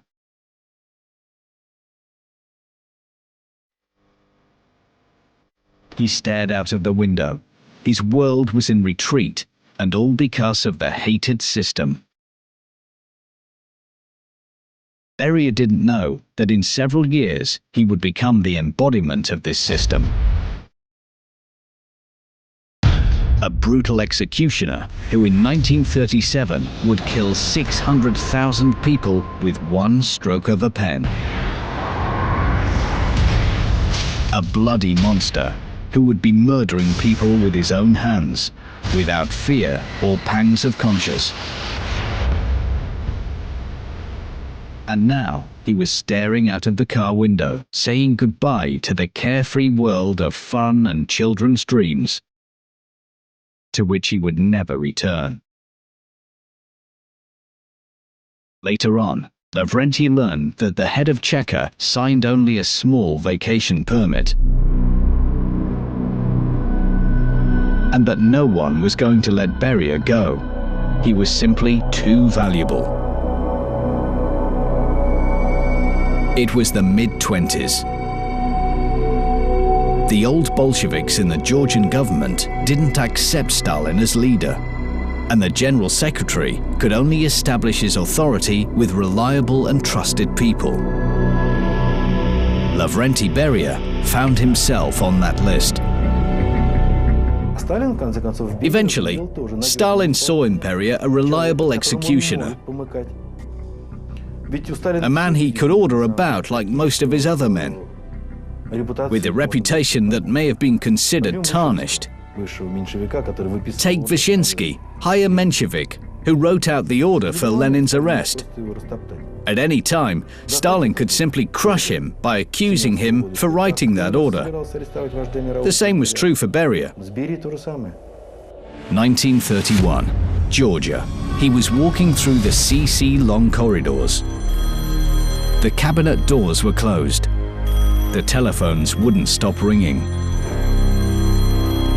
There was nobody else there. The sound of a phone ringing in the empty building brought him to his new cabinet. The cabinet of the Secretary of the Georgian Communist Party CC. This was a considerable advance, a huge leap in the career of a young Chekist. But was Beria in fact pleased? No, Stalin's man was hated here. That day, in protest against Beria's appointment, no one went to work. Soon, these people would pay dearly for their action. Beria himself would make sure of it. He wasn't the naive, good-natured architect anymore, but Lord's punishing sword, Stalin's right hand.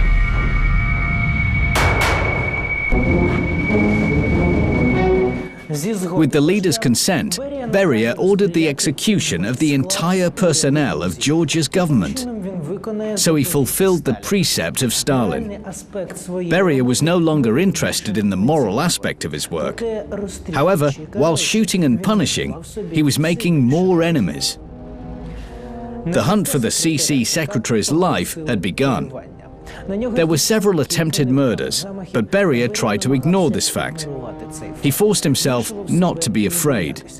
However, his fear grew. 1934, Lake Ritsa, Abkhazia. Two ordinary families were sitting by the side of a lake. Beria and his friend, the head of Abkhazia, Lakoba, rarely spent their weekend like this. Beria didn't hide his pleasure. He was enjoying these rare, carefree moments. Because of his work, he spent very little time with his family and became increasingly sullen and withdrawn. He couldn't talk to anyone about his worries. Most of all, Beria was afraid that someone would find out about his fear. On that night, Lakoba was tossing and turning, trying to fall asleep. In the distance, he could hear the sound of an engine. Lakoba came out of the tent. The noise stopped. He heard voices. It was a bad sign. Lakoba decided not to wait for what would happen next. He rushed to save his and his friend's family. Lavrenti, wake up! We must leave! Beria grabbed his wife and son. Under cover of darkness, they ran into the nearest ravine. Lavrenti didn't understand why they needed to hurry. What's the worst that could happen at night in a deserted area?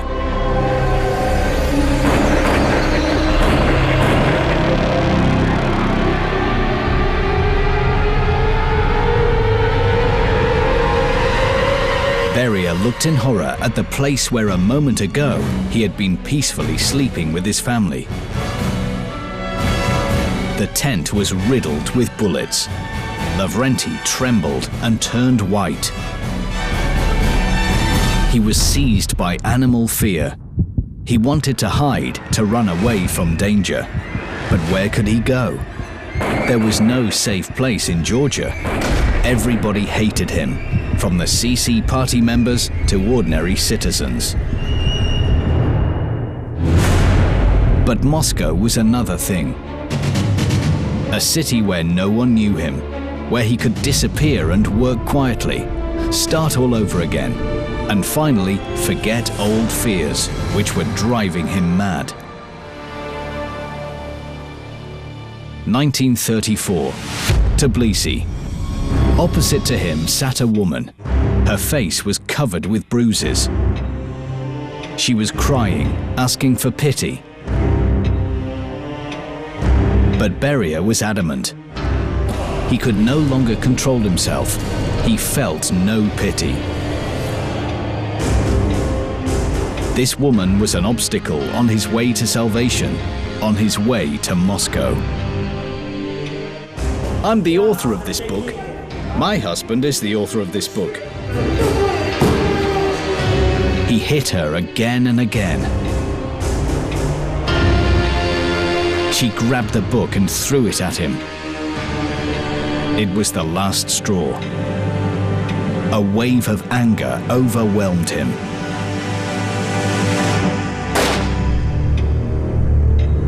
He looked at the woman's body. He had killed her with his own hands. Without following someone else's order, he had killed her and felt nothing, neither pity nor fear. Like a heartless monster, he murdered a human being over a book.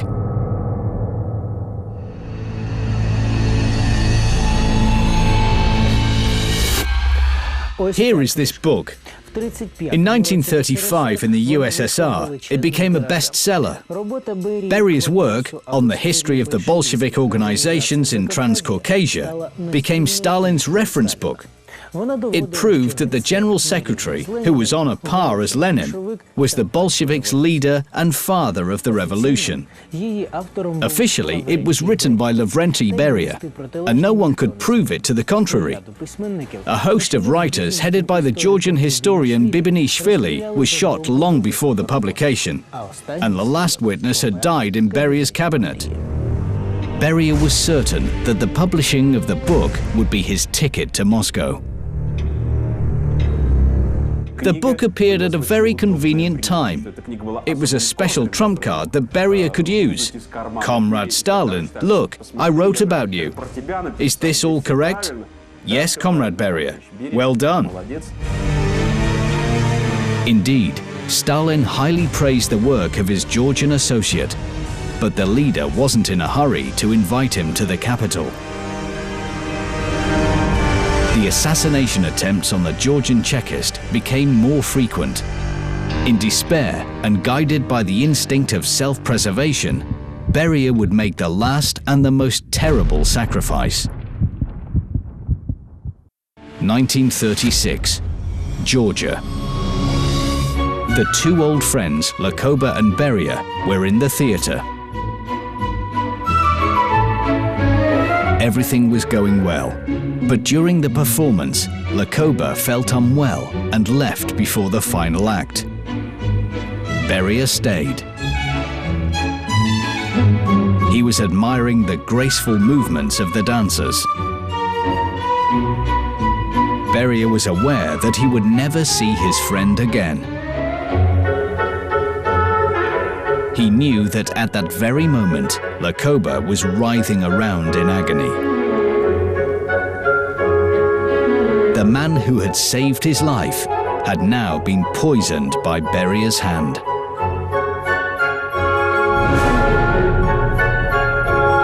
Lakoba had signed his death warrant during his conversation with Stalin, where he had refused to organize new repressions in Georgia. But Beria could not refuse. He knew that heading the bloody slaughter in 1937 in Georgia would not only be his ticket to Moscow, but his only way to stay alive. He wouldn't repeat Lakoba's mistake. What was Beria thinking while driving to Moscow? The fact that he had finally reached the top and become powerful? Or the fact that through his new position, he would bring benefit to the state? No, he was once again thinking of his own survival. Beria knew that the higher up the corporate ladder he climbed, the greater the risk to his life. But he could neither refuse nor disappoint Stalin, who had saved his life. The fact that he had consistently followed the party line showed that he was a devoted son of the Communist Party and therefore would be a reliable candidate for promotion in Moscow.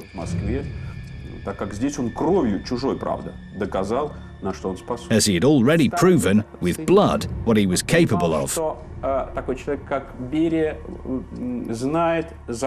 Stalin appreciated this. Beria knew that only the strongest would survive in the Kremlin menagerie.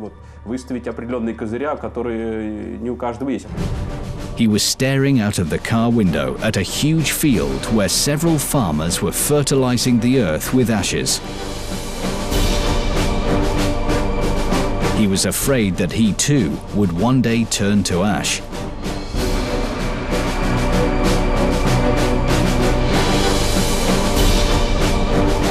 Beria could easily manage the scenario.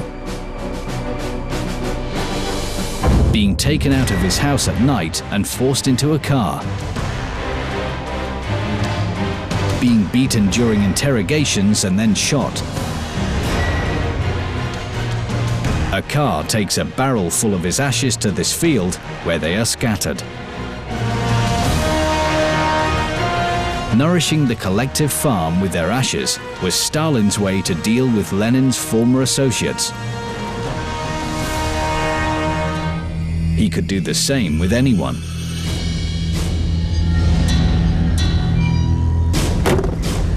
Beria was afraid of the post, entrusted to him by Stalin. None of the previous NKVD chairmen had survived.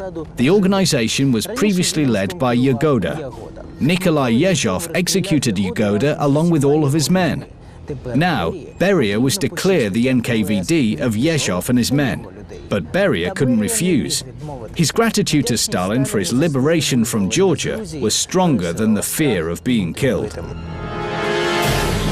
Beria eagerly set to work, surpassing all his predecessors. During the bloody repressions of 1937 in the USSR alone, more than 600,000 people were executed under Beria's orders. Beria was a reliable executor. He carried out the most bloody and atrocious acts, not to mention the massacring of Poles in 1940 at Katyn. A monstrous act. Execution without trial of more than 22,000 people, prisoners of war and civilians. Когда он видел, как работает Берия, когда он оценивал его различные действия. When he saw how Beria worked, he realized that this man would do any of his dirty work for him. For example, to eliminate the head of the Polish army, or to eliminate people for no reason.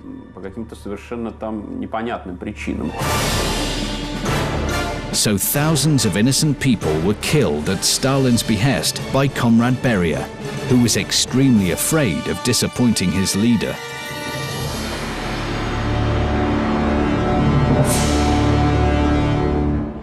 June 21st, 1941. Moscow. He was afraid to look into Stalin's eyes. A moment ago, Beria had received the latest intelligence report. The war was imminent, and he had to report this to the leader. But how? Stalin didn't even want to hear about it. He became furious every time he heard of Germany's attacks. Joseph Vissarionovich, the war will begin tomorrow. But we remember your words and feel sure that Hitler won't attack. Stalin looked at him. Beria was petrified. The leader got up and left the cabinet. Beria didn't dare move. He was expecting the worst. I believe that part of Stalin's political power came from his unpredictability. How will this man react? What will his next move be? At any moment, he was ready to use one of his many trump cards, the assassination of certain people. But something incredible happened. After the German invasion, the tyrant Stalin panicked. He stopped responding to calls and went to dacha. For a week, the country was left without leadership. Beria was amazed. He had never seen Stalin like this. He wouldn't tell anyone about their leader's terrible cowardice.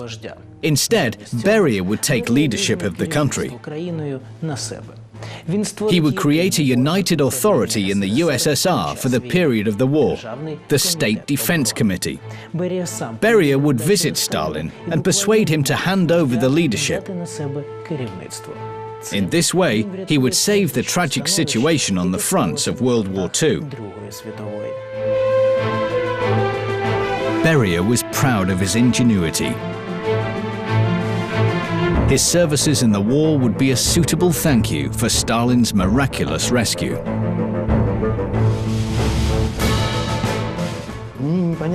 I don't see why people call a man like Beria manager. Above all, he was an executioner and a hangman. As a leader of the state security, he personally tortured, poisoned and beat people under investigation in his cabinet. Of course, he always blamed Stalin. Beria became confident. The fear that had tormented him for so long had disappeared. Though he had lost connection with his family, though his wife was afraid of him and couldn't understand him, now he felt he had much more than just a family. He had boundless power, dozens of mistresses, and the patronage of the leader. Stalin was indebted to him for his salvation, and he was keen to show his gratitude. 1949, Moscow. The news received from Krushev of what happened at Stalin's dacha kept Beria awake at night. During dinner, the leader suddenly got up and called his two old friends to follow him into the bathroom. Stalin turned on the shower, looked around, and whispered, "Я перестал доверять Лаврентию." Beria knew exactly what this meant. Stalin wanted him removed. But there was something else. Now, Beria realized that the tables had been turned. Stalin was now afraid of him. It was the final signal. Beria knew he could not wait any longer. After so many years of loyal service, Stalin wanted to get rid of him. But Beria would take brutal revenge for the fear that had followed him around for so many years. He would survive. He would make sure that the man who ruined his life would be dead. Beria, Krushev, Malenkov and Bulganin gathered that evening and planned everything in detail.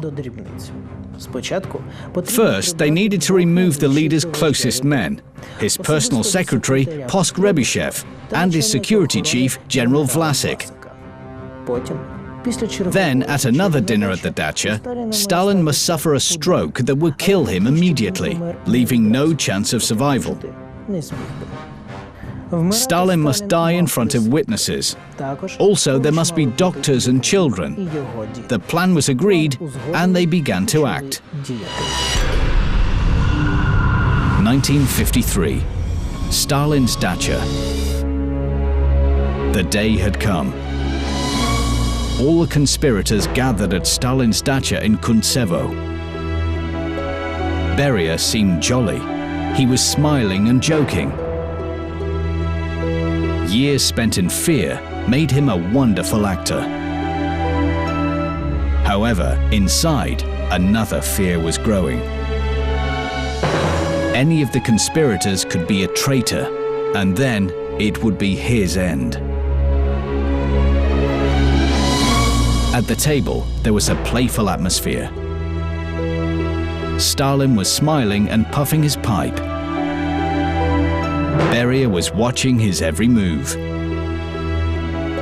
he noticed his leader had suddenly become gloomy.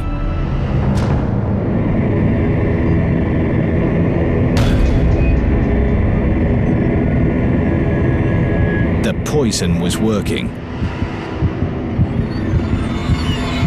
Stalin got up from the table. He said goodnight to the guests, complaining of fatigue.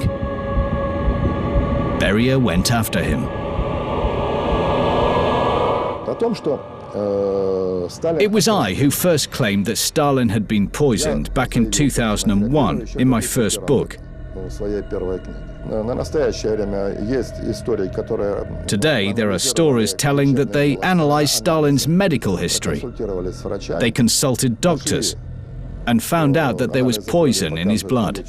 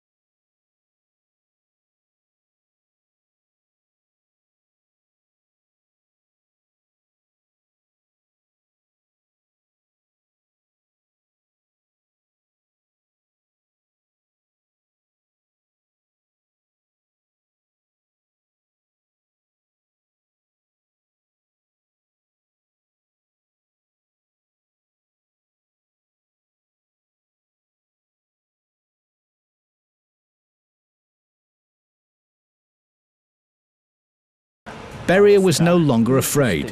Now he was the personification of that fear to others. In his order given to Krushev, there was an open claim to the empty throne.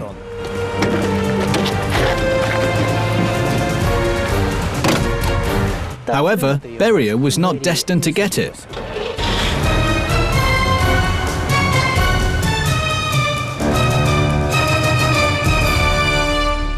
"10 a.m. June 28, 1953. Moscow. It was a usual working morning. He was sitting in his cabinet. It had been 2 months since Stalin's death, and Beria had a lot of plans. He was preparing a huge transformation in the country. That morning, he was in a wonderful mood. He was the only member of the CC Presidium who openly expressed his joy of Stalin's death. This, of course, was an indiscretion, because he had to understand that the leaders, his other associates, still idolized Stalin. And, of course, they saw him as an enemy. He felt that his life had just begun. He didn't notice a car approaching the house or the people getting out of it. "Secret documents. I must deliver them personally. Come in." The doors opened with a bang. Armed servicemen ran into the cabinet. Beria realized that his former allies had betrayed him. He rushed for the gun in his briefcase, but it was too late. People in the street stopped when they heard the gunshot in the mansion. In the cabinet, it was all over. The official history says that Beria had a long trial and only then was shot as a state criminal. In fact, he died 6 months before his documented date of death. Beria's murder was staged this way. The Presidium of the CC was informed that there was data incriminating Beria of the organization of armed conspiracy. They needed to invite Beria to the Presidium and interrogate him. What if Beria refused to come to the Presidium? Khrushchev ordered to send 2 generals to bring Beria to the Presidium. When the generals returned, they informed them that Beria had resisted and therefore had been killed. They declared that Beria had been arrested and there was an ongoing investigation. But Beria was already dead.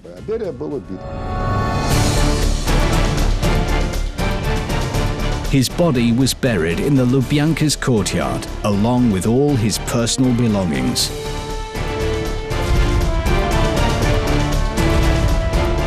All except the desperate fear that was responsible for the death of hundreds of thousands of innocent people.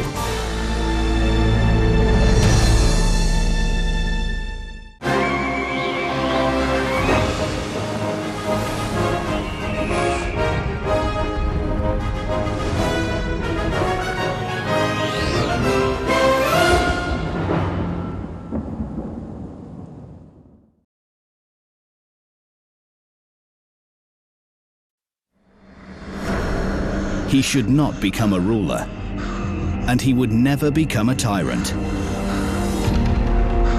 The only prophecy attributed to a young boy named Joseph Jugashvili was accidental death in young childhood, but owing to unbelievable circumstances, he survived. As gratitude to God for his salvation, he graduated from a religious school and entered a theological seminary.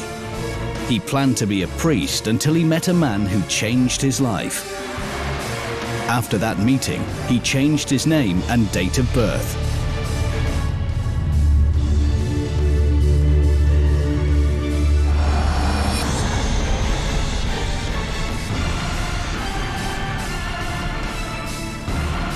He started to lead a double life. Soon the world would know him under the name of Stalin, literally meaning a man made of steel, a cruel ruler deprived of emotions and feelings. Only a few friends would remember the old Joseph, a timid and shy boy from the town of Gori. What happened to that boy after the tragic accident in Gori? Who made him change? And why did a shy seminarist turn into a bloody murderer and despot? You will uncover the secrets of Joseph Jugashvili, the secrets which, if disclosed, could lead to the death sentence. You will see 2 horoscopes of Joseph Stalin and hear a sensational discovery made by astrologists based on the ruler's death mask. Тот образ вождя, который нам внушали с детства, этой маской сразу разрушается.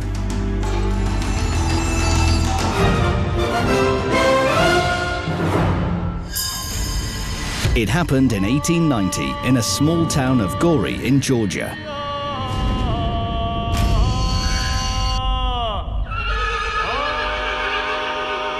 A choir of boys were singing a canticle on the street.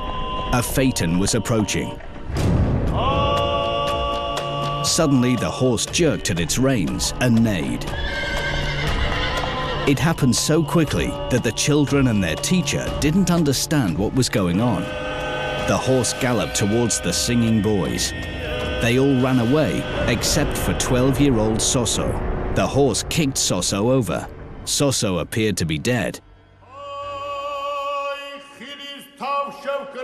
If the horse had kicked Soso in the head, it could have changed the history of the Soviet Union forever.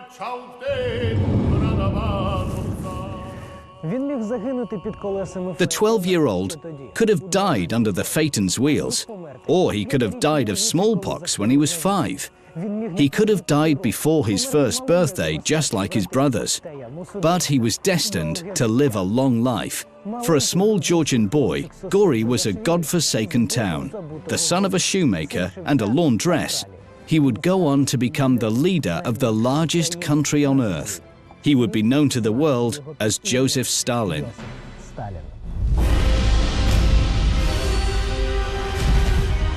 In 1932, Soviet newspapers remembered that accident in Gori and, furthermore, published an interview with Stalin's mother. In that interview, she told of how her child Soso had been a very sickly, timid boy. Finally, she admitted it would have been better if he'd become a priest. Stalin could hardly contain his anger. It took him 30 years to gain absolute power. For 10 years, he held power in his hands, but was surrounded by enemies who raked through his past, trying to find some compromising information that would destroy him. But they would fail. The same day, the Politburo of the Central Committee, governing body of the Communist Party, received an angry letter saying, "Avoid any new interviews with my mother and any other unnecessary publicity into our newspapers. Spare me those scoundrels' search for sensations." Until Stalin's death, his official biography contained only 3 phrases. Born in Gori, commenced revolutionary fight at the age of 15, headed the party and the state after Lenin's death. Stalin suppressed any attempts to shed light on his youth.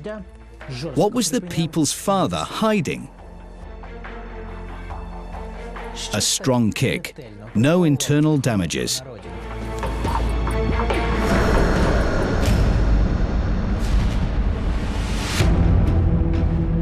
A doctor prescribed rest and a good diet. Ekaterina Djugashvili, or Keke as she was known by her neighbors and relatives, shed bitter tears over her son. How could her only son die from a horse kick? Keke leant over the boy. "God, why do you make him suffer so?" A doctor said, "Good diet." "Where do I get the money? My husband will come soon, drunk and impoverished. Besso, the shoemaker, always spends everything he earns in the pub. He doesn't care about his crippled son. Once the kid almost died because of his father." The tragedy happened when Joseph had just celebrated his 6th birthday. Keke worked as a laundress at the house of a wealthy wine merchant. From morning till night, she rinsed linen in the ice-cold waters of Kura, and at night, she darned the merchant's shirts. Her husband, Vissarion, Besso, made shirts during the day, and in the evening, wasted his money in the pub. Soso was left alone and begged God not to allow night to return. For at around midnight every night, his father would come back from the pub, and all hell would break out. However, that night, Vissarion came earlier than usual. His wife put supper on the table and quickly returned to her sewing work. This made her husband angry. How humiliating! She should stand at his side while he is eating. Vissarion rushed over to his wife and started beating her. Soso, in an attempt to protect his mother, rushed over to his father. But his father grabbed him by the collar and threw him to the floor before kicking him hard. Hearing Keke's awful cries, the neighbors rushed over and tied the hooligan up. 2 weeks later, Soso found blood in his urine. The father had damaged his kidney.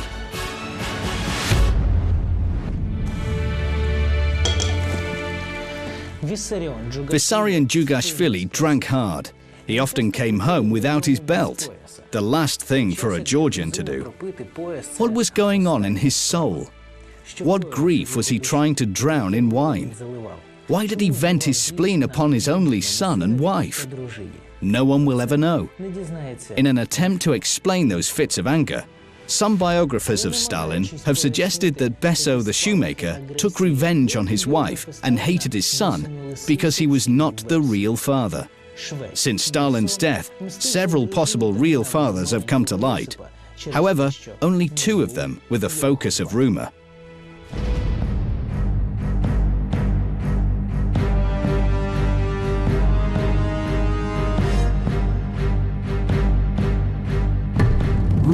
городе горе. Несмотря на то, что там почитают Сталин, там все убеждены, что настоящим отцом Сталина был Игнаташвили, купец тамошний. Iakov Ignatashvili was a rich wine merchant. Keke worked for him. He took pity on the mother and son and often helped them with money and food. And later, he paid for Soso's studies at the Gori Theological School. This financial support is confirmed in the memoirs of Stalin's mother. They were found recently in the state archives of Georgia. That generosity can hardly be deemed a confirmation of a relationship between the master and his laundress.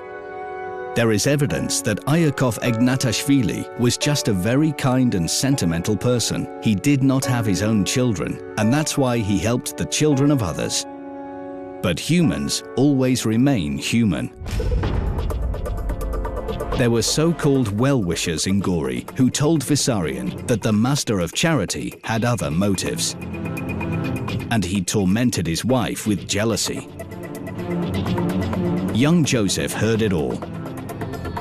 What was he able to understand at the time? The older he became, the more contempt he felt towards his mother. Что касается матери Сталина, потому как Сталин к ней относился, можно предположить, что он считал себя действительно ублюдком, бастардом. Сами по себе слухи о том, что он незаконно рожденный, его, конечно, травмировали. Детскую, юношескую психику такие вещи очень сильно травмировали. There is evidence from one of Stalin's contemporaries that once, during a conversation, he called his mother a whore. Was this bitter conclusion based on his childhood experience? It's unlikely. Usually, people keep such thoughts to themselves, especially lonely, selfish people like Stalin. It means that this confession, which seemed so sincere, was for some reason beneficial. But why? He wanted those rumors about it.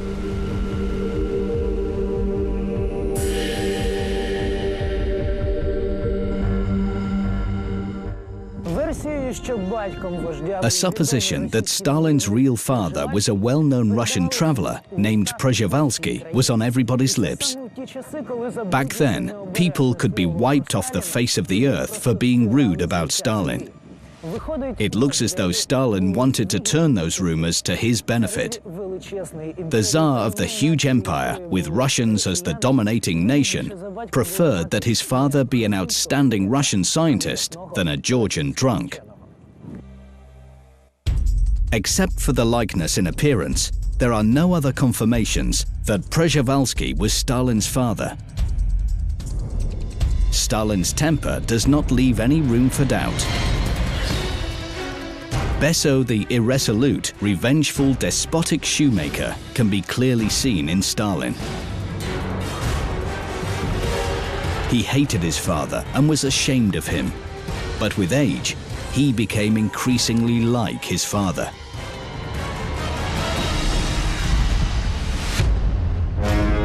The day the boy was hit by a phaeton, his mother felt shock. She urgently needed money. She went to the man who never helped her, to Ignatashvili the merchant. He expressed sympathy for her and generously gave her money to buy medicines and food for the child. Keke prudently divided the money into several portions and hid them so that her drunkard husband could not find them. Next day, she saw that the hiding place had been discovered and that the money was gone. That evening, Besso, drunk as usual, returned home.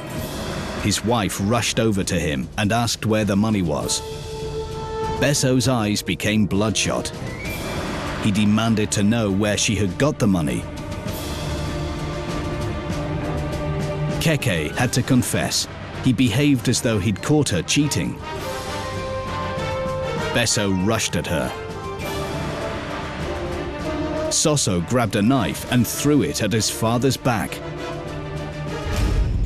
But he missed. He assumed his father would kill him. But instead, Besso took the knife and asked, "Could you really kill me, son?" And in his eyes, he read, yes. Several years later, a book by a Georgian writer Kazbeki titled Patricide would get into Joseph's hand.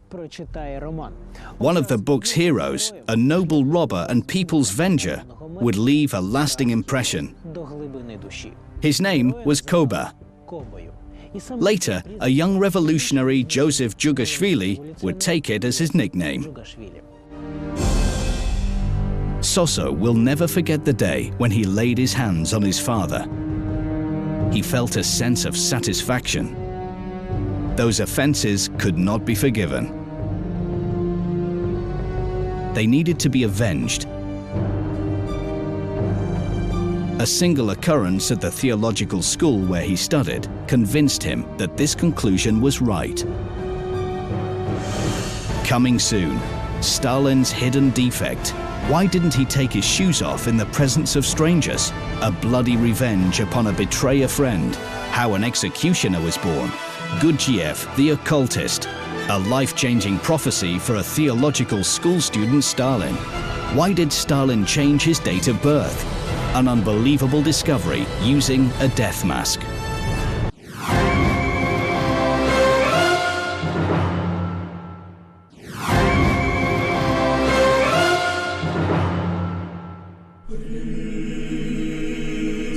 Pious Keke believed that becoming a priest would be the most worthy career for her only son. When Soso entered the Gori Theological School, she was overjoyed. She didn't realize that Joseph had only chosen to become a priest to annoy his father. Vissarion wanted Soso to become a shoemaker because he believed he was stupid. On hearing this, 9-year-old Soso went crazy and resolved to prove that he had talent. He would get a degree and become a priest. He would become a metropolitan and then a patriarch. His father would regret what he had said. Soso became a clever, diligent student. Teachers said only good things about him. This boosted his self-esteem. Initially unsociable and taciturn,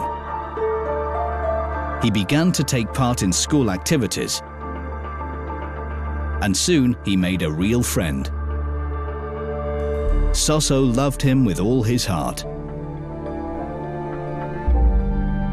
He had never had any friends. He was glad that finally there was someone to talk to and to share his thoughts. It was to this boy that Soso revealed his big secret. He did not know yet what betrayal meant. On summer days, senior students were allowed to go to the river to swim, accompanied by a teacher. The 13-year-old boys splashed around, but only Soso stayed on the bank. He refused to swim and wouldn't even walk barefoot in the sand along the bank. It was not for the first time, and now his schoolmates refused to believe that he was just afraid of catching cold. They decided to find out why Soso had not taken his shoes off. Один из сверстников, видя, что Иосиф Джугашвили с неохотой снимает обувь, как-то над ним слегка пошутил, говорит: «Ты что, у тебя там скрывается дьявольская копытца?» Soso stiffened. Who said that? He could not believe his ears. He recognized the voice of his friend. Let's take his shoes off. You'll see it with your own eyes. Soso's reaction slowed down. This psychological feature of stiffening in critical situations first manifested itself during the accident with the phaeton. All the children scattered in different directions. Joseph was so scared he couldn't move. As a result, he was severely injured. He had the same reaction in June of 1941. The news that the war had broken out shocked Stalin so much that he became utterly speechless and hid himself away at his summer house. Molotov had to announce a general mobilization. Only 10 days later, Stalin, emaciated and wizened, would find the strength to make a speech to his people. He couldn't move. Fear had paralyzed his will. His schoolmates knocked him to the ground and started to take off his shoes. He fought back, but it was an uneven confrontation. Fortunately, the teacher stepped in. Joseph was left alone. He wiped away the tears of humiliation while his former friend was jeering at him, just like the others. "Devil, we will bring you out into the open." Stalin's medical card says, "webbing of fingers on left foot." The nature of that mutilation is unknown. It may be the consequence of the accident with the phaeton, since witnesses said the phaeton ran over the boy's feet. On the other hand, it may be a congenital defect, which is common for children of alcoholics. This defect has a very unpleasant name, devil's hoof. Sosso felt shy because of it and hid the defect. The only person to whom Sosso entrusted his secret was that boy who organized the persecution on the riverbank. They were in the bathhouse, and Joseph showed him the mutilation. He was Sosso's friend and promised him to keep it a secret. In the end, he betrayed him and tried to dishonor him in front of the others. That accident changed his attitude towards people for the rest of his life. Trust no one, since even a friend may betray you.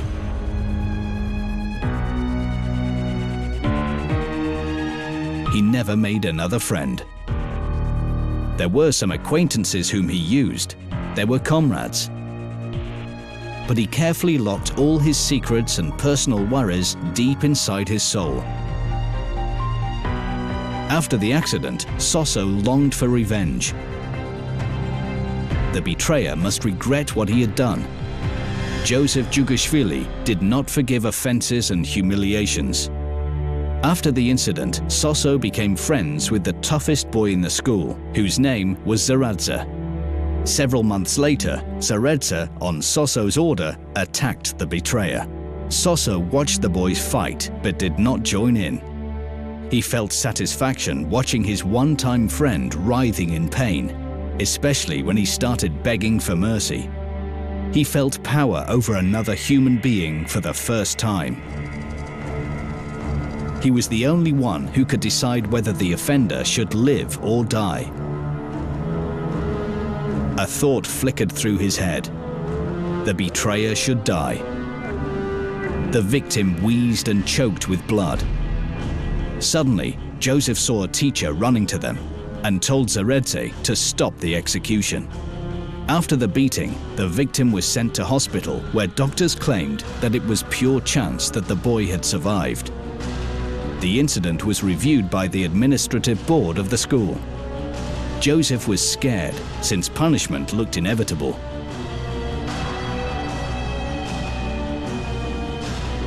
In the end, the hired executioner, Zaradze, was expelled, and Sosso was left alone.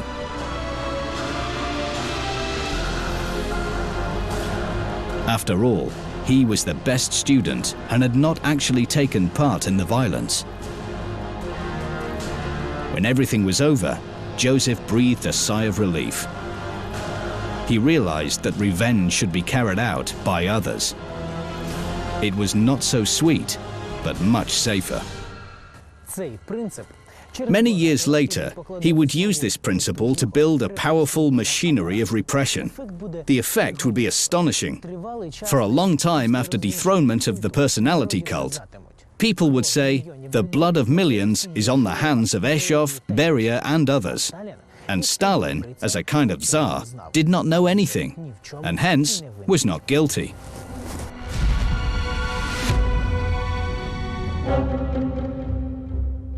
Joseph graduated from the theological school with honors. He passed with an excellent Mark 10 out of 12 examination disciplines.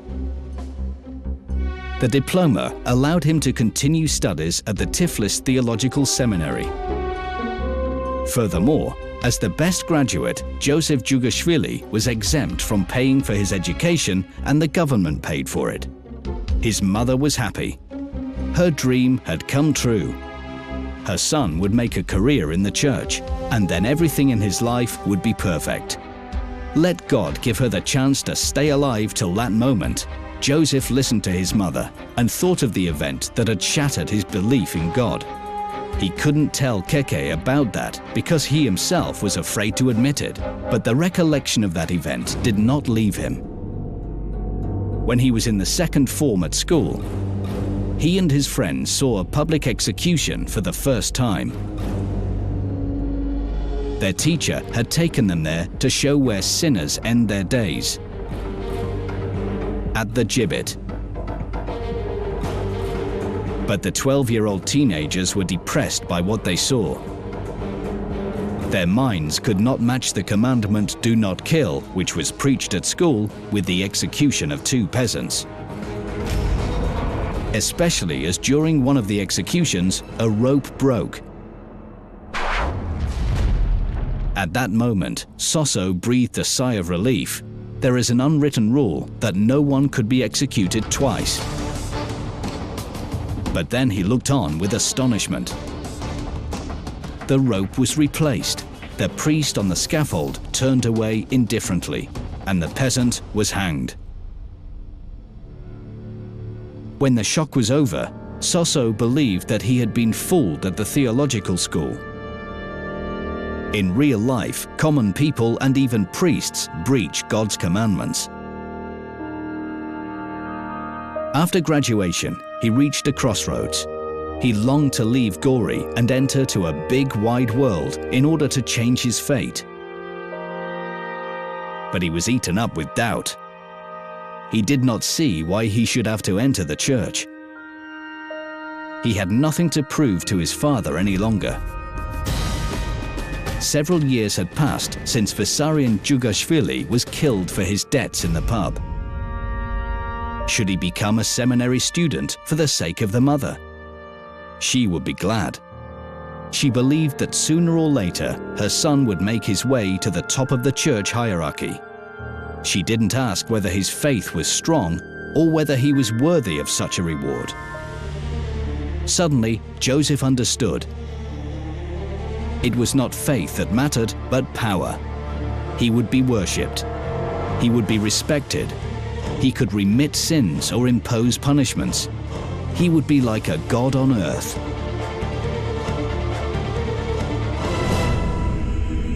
As for his doubts, should it not be seminary's job to strengthen his belief in God? He suffered. Everything turned out to be different from what he expected it to be. The strictest regime was established at the seminary.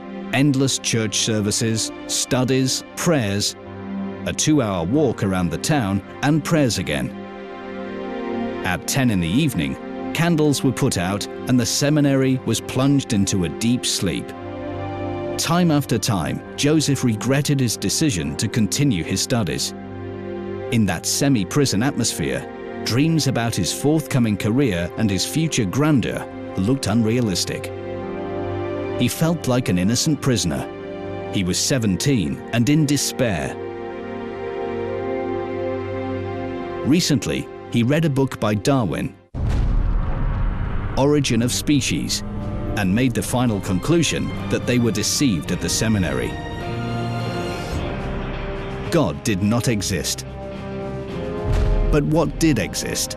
What should he believe in and strive for? His eyes were opened when a student friend from a senior course showed him a shabby book titled Revolutionary's Catechism, saying it contained the answer to Joseph's questions. However, he warned that the book was forbidden, and one could be expelled or even put into jail for having it. Marxism was spreading over Russia and found a fertile ground in the minds of students who doubted their faith. Service to a new Messiah the hard-working people who were full of self-sacrifice. They compared themselves to the early Christians. Joseph felt that he had found his calling. At last, he had a goal and had found comrades who shared the same ideals. Together, they started attending meetings of an illegal Marxist group. He gave up his studies, stayed late in town, came home late, and spent hours in jail. Even his mother's persuasions did not help. She came to see her son, but found him in jail. When she asked why he was there, he said, "For the book that showed how to overthrow the Tsar." She was terrified and begged him to give up his rebellious thoughts. His soul was torn between pity and anger towards her. There was no point in explaining, as she would not understand. Keke looked at her son and did not recognize him. However, she felt that her precious son had gone down a wrong and dangerous road which she couldn't understand. But where did he get that confidence and that cold stare? These were the eyes of a man who knows what he wants. She did not know that Joseph had already met a person who would change his life forever. At the meetings of the Marxist group, he found a new friend, a senior student at the same seminary, George Gurdjieff, who became a world-renowned philosopher, occultist, and astrologist. When he attended meetings, discussions about the forthcoming revolution always turned to mystical matters. Это, в общем-то, вот эта тяга к оккультным каким-то ритуалам магическим, скорее черно-магическим, среди пламенных революционеров и большевиков, к сожалению, была распространена под маской материалистов, атеистов и борцов с этим самым, с религиозным сознанием. Они занимались чуть ли не магическими ритуалами. Gurdjieff possessed ancient magical knowledge. He showed his comrades some rituals, taught the fundamentals of astrology, and even predicted the future. It was Gurdjieff who told Stalin, "You will become a great man and reign over millions of people. But if you want this, you will need to find your own path." He read this as meaning that the revolutionary struggle would bring him greatness.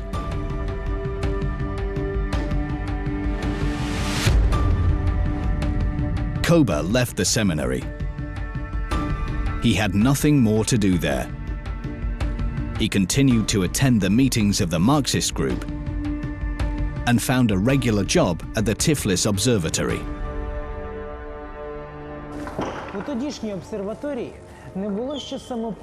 At that time, the observatory was not equipped with self-recording devices, and movement of celestial bodies was recorded manually during the day and at night.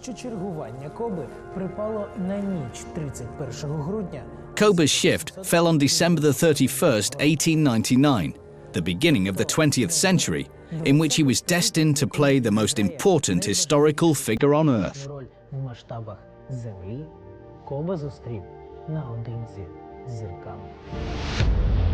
Nobody will ever know whether it was mere chance that Koba's shift had fallen on New Year's Eve 1900 and what he spoke to the stars about.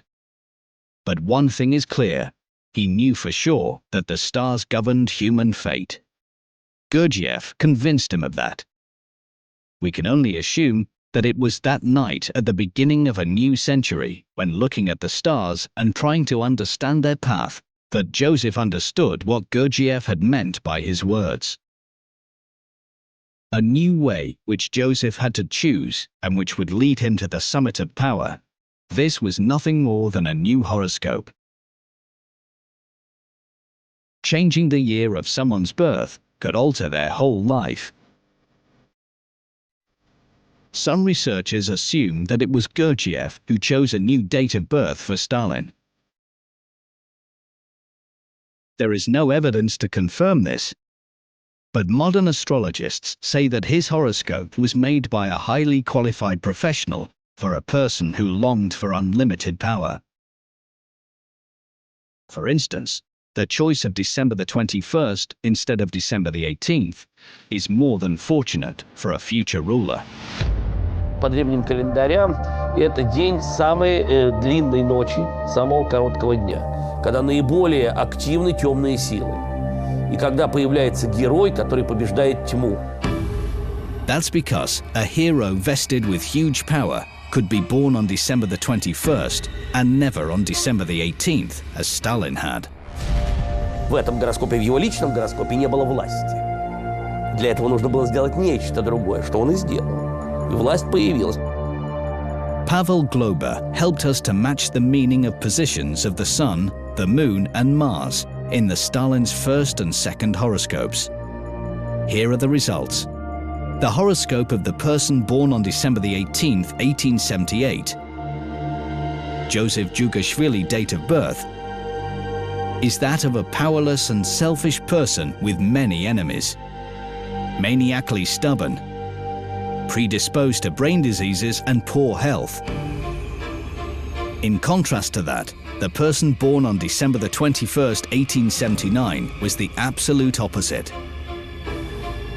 He was destined to succeed in all his undertakings, would have glory and power and good health. He was straightforward, but would come to power through unkind means.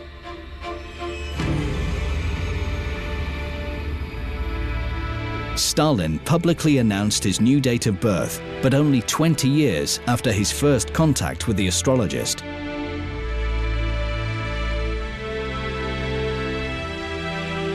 Why did he spend 20 years working his way to the top under the original unflattering horoscope?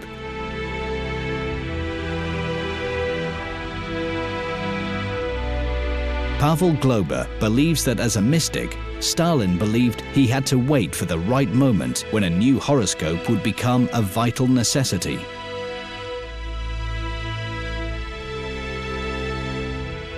And that moment came on April the 3rd, 1922. It was the date of the party convention, which had to make a final decision whether Stalin would become the ruler of the state. Его сознательное изменение даты рождения и включение нового гороскопа для него был не просто так, а некий магический акт, на который он пошел сознательно, сделал это на съезде, меняет свою анкету, он зачеркивает свою дату, это сохранился, этот вот листок, где это все впервые он делает, потому что до этого в анкетах он фигурирует 1878 года. The years of birth clearly show that Joseph Jugashvili chose the new horoscope only when he became Stalin. The second horoscope says that year of birth to be 1879. 1879 год – это год желтого кота по восточному календарю. Желтый кот всегда считается, как человек, сидящий в норе, создающий себе свою собственную команду. Кот всегда считался по восточному календарю, это всегда очень хитрый и коварное существо, которое всегда действует из-под тишка. Caution, careful consideration, guile and meanness. These are the traits which Stalin was known for. In the first horoscope, his year of birth was 1878, the year of the tiger. A person born in this year is characterized by ardor, fervor, enthusiasm, and recklessness. Koba was exactly like that when he started his ascent to power. Но ничего больше, скажем, умения и показателей на то, чтобы добиться высшего положения в обществе, в этом гороскопе нет.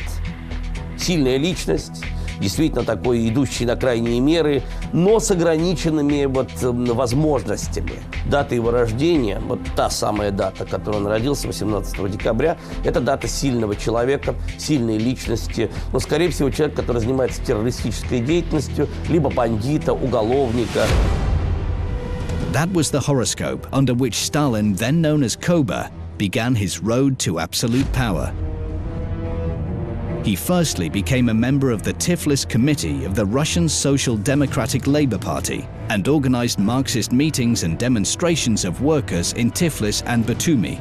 Those demonstrations were broken up by the police and blood was shed. Koba was shocked.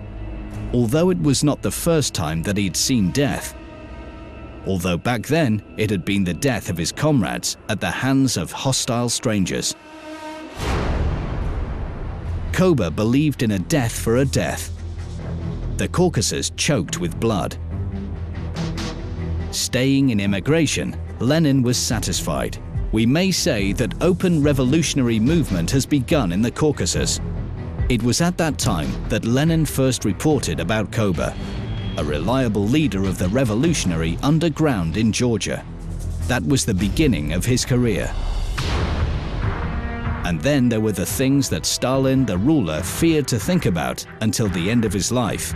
Things which, if disclosed, could deprive him of the most precious thing in his life, power. That is why he would thoroughly cover up any tracks and destroy any person who got in his way.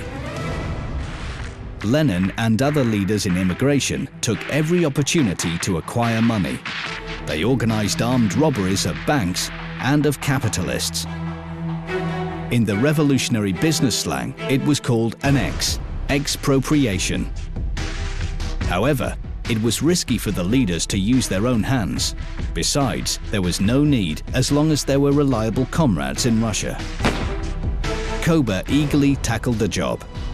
He made his friends leaders of the gang.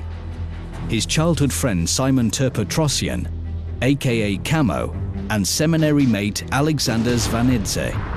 Over several weeks, the armed gang robbed many special-purpose teams of the state bank with dozens of victims. But Lenin's reserves ran to hundreds of thousands of rubles. Only Camo and Zvanidze knew that those bloody X's were organized by Koba. That knowledge would cost them dearly in the future. Lenin learned about that from Koba and appreciated the help of a comrade from the Caucasus. Since then, Koba's career went uphill. At the same time, Koba came to the attention of the police. He was arrested and put into a cell with criminals. For the police, he was just another criminal. However, his cellmates saw that he was different. They thought that he might be a political leader. Maybe he fought against the Tsar. He should therefore be shown a lesson. Koba might be beaten to death, but when jail guards started beating the criminals, Koba acted in an unexpected way. He grabbed a weapon and started protecting his cellmates. Now it looked like a riot against jail abuse of power, with Koba as the leader of the riot. At first, the criminals couldn't understand what had happened. Then he was exiled to Siberia, but escaped after 2 years. He returned back to Tiflis, where the police knew him by sight. Was it so difficult for the police to arrest Koba and send him to the place from which nobody could run away? It's incredible. He managed to remain in hiding for 4 years. The archives of the former gendarme department kept 3 reports about Djugashvili's arrests. He was arrested, but then released. He had organized bloody robberies, was a jailbreaker, a man outside the law with a forged passport. Why? There is only one explanation. Koba knew how to strike a deal not only with criminals, but with the secret political police as well. In other words, he cooperated with the police in exchange for his personal freedom. To be more precise, he betrayed his comrades. No direct evidence has been found as yet, which may be the reason why Stalin prohibited anyone rummaging through his past. We only know that living in hiding was the happiest and unhappiest time of his private life. During those 4 years, he met and lost his first love. Now they both were members of the Russian Social Democratic Labour Party, revolutionary underground comrades. It was at his comrade's house that Koba saw the younger sister of his comrade. He was shocked. The girl's resemblance to his mother was striking. It was no surprise that her name was Ekaterina, Keke. It could not be otherwise. He was 25 and a tough revolutionary who had been through jail and exile. But beside that 19-year-old girl, he felt like young Soso again. He was so shy and tried hard to hide his passion for Kato. Finally, he asked her to marry him.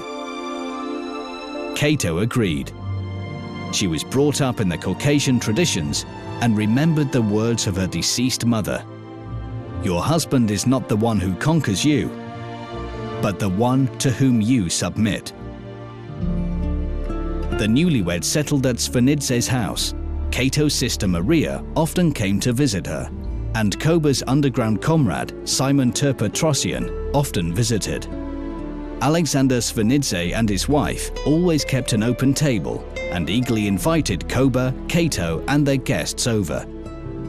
The men drank wine, joked, and quietly discussed their revolutionary plans. The women did not interfere and had their own conversations. These were the good times. Everybody was young and happy.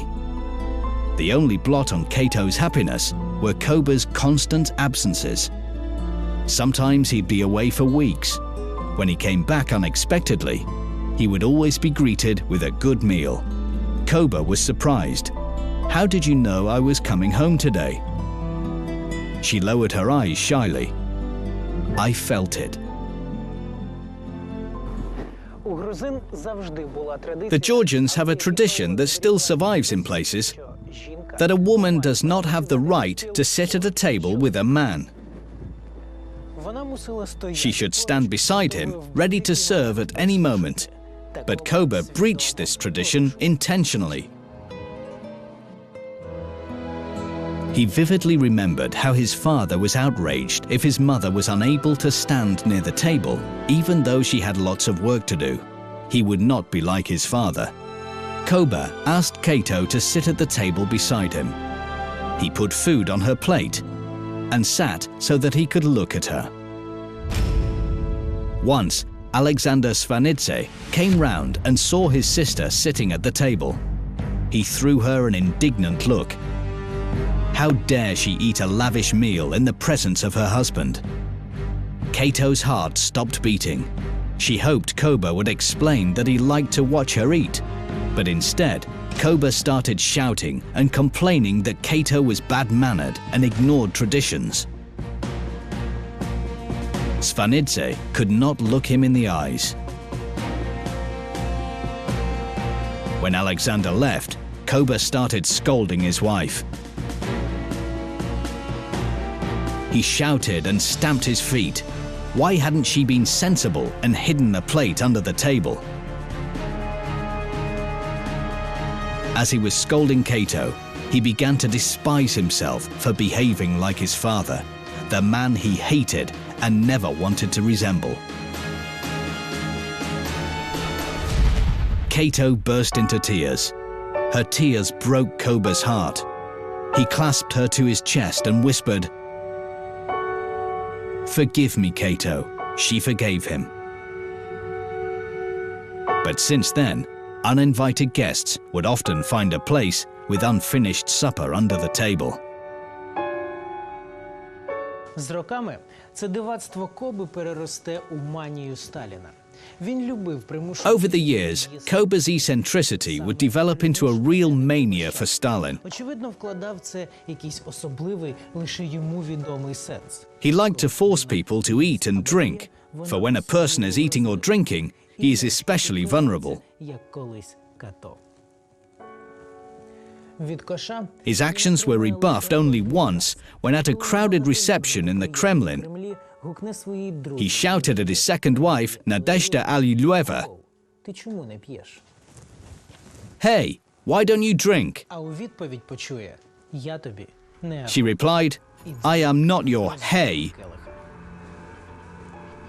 Наступного ранку Надію Алілуєву Next morning, Nadezhda Alilueva was found dead. She had shot herself. став останньою краплею в чаші її терпіння. In 1907, Cato gave birth to a son, Jakov. Koba saw him only in November when he returned after a number of successful exes.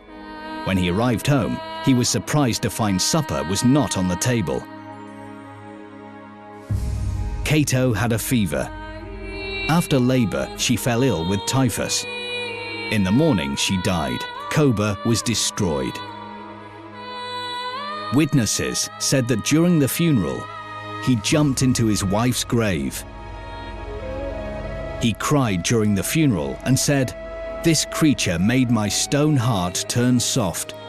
Now she is gone, and I have no warm feelings left for humanity." Koba would subsequently die, making way for Comrade Stalin's rise to power.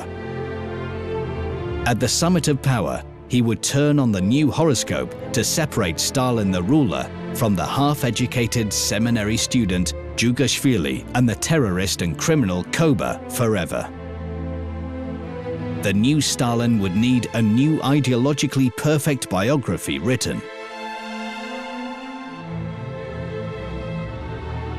There would be no room for any facts about the real Joseph Djugashvili. He would change his horoscope and his biography, but he could never change who he was. Сам Сталин самого себя от своего образа отделял. Вот образ Сталина-вождя отразился в том гороскопе, который он включил для всего советского народа. Это Сталин-вождь. Но жил он по своему собственному гороскопу, о котором мало кто знал. This dualism was the cause of his unending fear, the fear that he would be unmasked. The new Stalin was never able to renounce the ghost of his past, a past that did not match the image of a Superman, an undisputable leader, a born ruler of the masses. This is the death mask of Joseph Stalin. Looking at it, you can easily understand what kind of a person he really was. Я, например, бы никогда не сказал, что это железный стальной человек. Вообще вот такие вот линии носа и глаз, вот выпуклые глаза, говорят о гордыне и деспотичности, о человеке, который был уверен в себе. Я говорю, единственной здесь чертой – это линия подбородка. Нетерпелив, горяч, вспыльчив, слишком пристрастен. Вот это действительно, к сожалению, это есть, реально. И, конечно, низко посаженные брови. Брови человека, фиксирующегося на обидах. Вот откуда ни желание, ни умение прощать. Вот откуда жесткость и откуда такое подавление других. The only things that disclose his internal lack of self-confidence are his ears. Their position on the head is too low. Usually, such ears belong to people who are not destined to become great. However, these men can become great if they reinvent themselves. Это люди, учащиеся, которые учатся на своих ошибках. Очень редкая линия ушей. Для человека, который сам себя сделал, эти линии ушей идеальные. Это которые все запоминают, которые живут прошлым, для которых ни один день не является лишним и напрасным, которые постоянно возвращаются к тому, что они прожили раньше.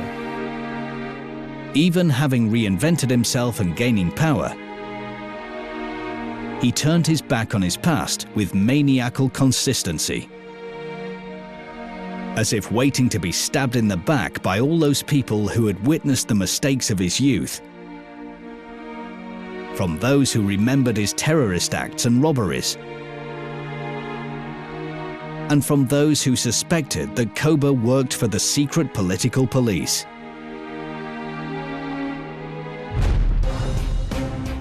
Kamo, a faithful friend of Koba, died in 1922 under strange circumstances. He was run over by a car. This was odd, because there were very few cars in Tbilisi. Alexander Zvanidze, Koba's closest comrade and brother of his beloved wife, would be arrested and executed in August 1941. A little earlier, in 1937, Maria Svanidze, who had been a frequent guest of the younger sister Kato and her husband Joseph 30 years ago, would also be shot.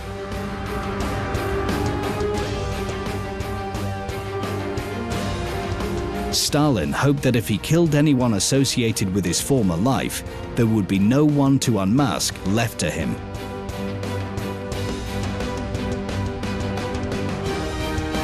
But he was wrong. Living a lie tormented him for the rest of his life.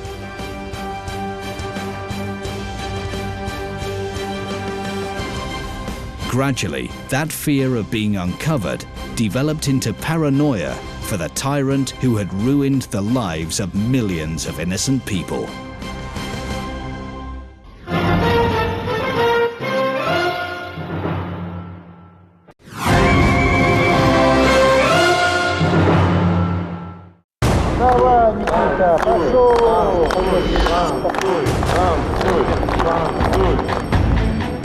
He was dancing. He was gasping for breath. But the applause continued, becoming louder. Танцуй, Никита.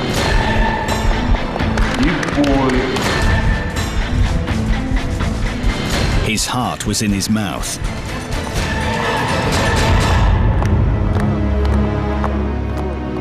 The future leader of the powerful nation, Nikita Sergeyevich Khrushchev, performed his play. He was dancing hopak at Comrade Stalin's command. Having lost his strength, he sat down on a chair and felt something soft and wet burst under him. Beria had placed a tomato under him. The audience burst out laughing. A few years later, everyone was dead. The lucky ones died of natural causes. Some were executed. This funny and absurd little man, Stalin's misunderstood court jester, Nikita Sergeyevich Khrushchev, took care of it. For 20 years, the Kremlin's fool concealed himself behind the fool's mask. He fawned and abased himself, all for the one cause: to survive, to come to the superpower, and at last to take vengeance on his bitter enemy, Stalin. The personal tragedy of the funniest General Secretary of the USSR. What led to Nikita Khrushchev's murderous deeds? And what was the sin against the Kremlin's fool, for which Stalin had to pay with his life?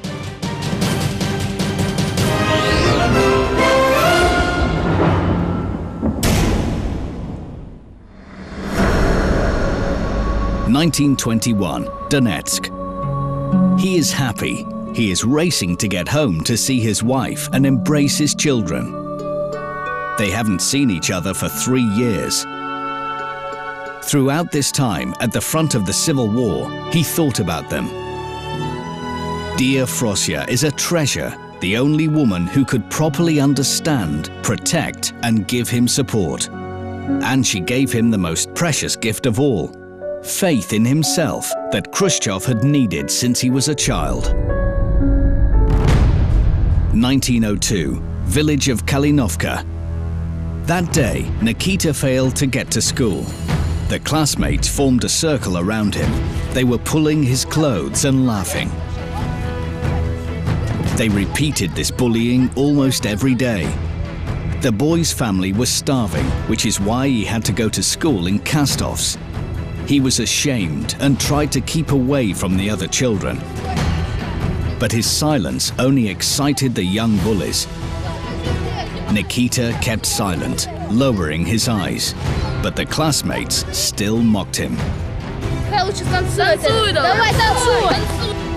He didn't see the faces of his torturers, didn't hear them laugh.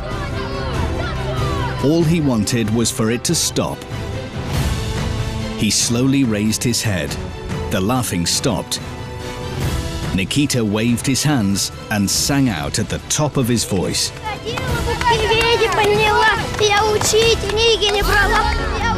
There was such resoluteness in his movements and voice that the classmates were mesmerized. When he stopped singing, they cheered, "Artist!" Artist! He was dumbfounded. It turned out that the best way to deflect their bullying was to act the fool. For years, though, he remembered the bitter taste of humiliation and became more unsociable and unapproachable until he met Frosya.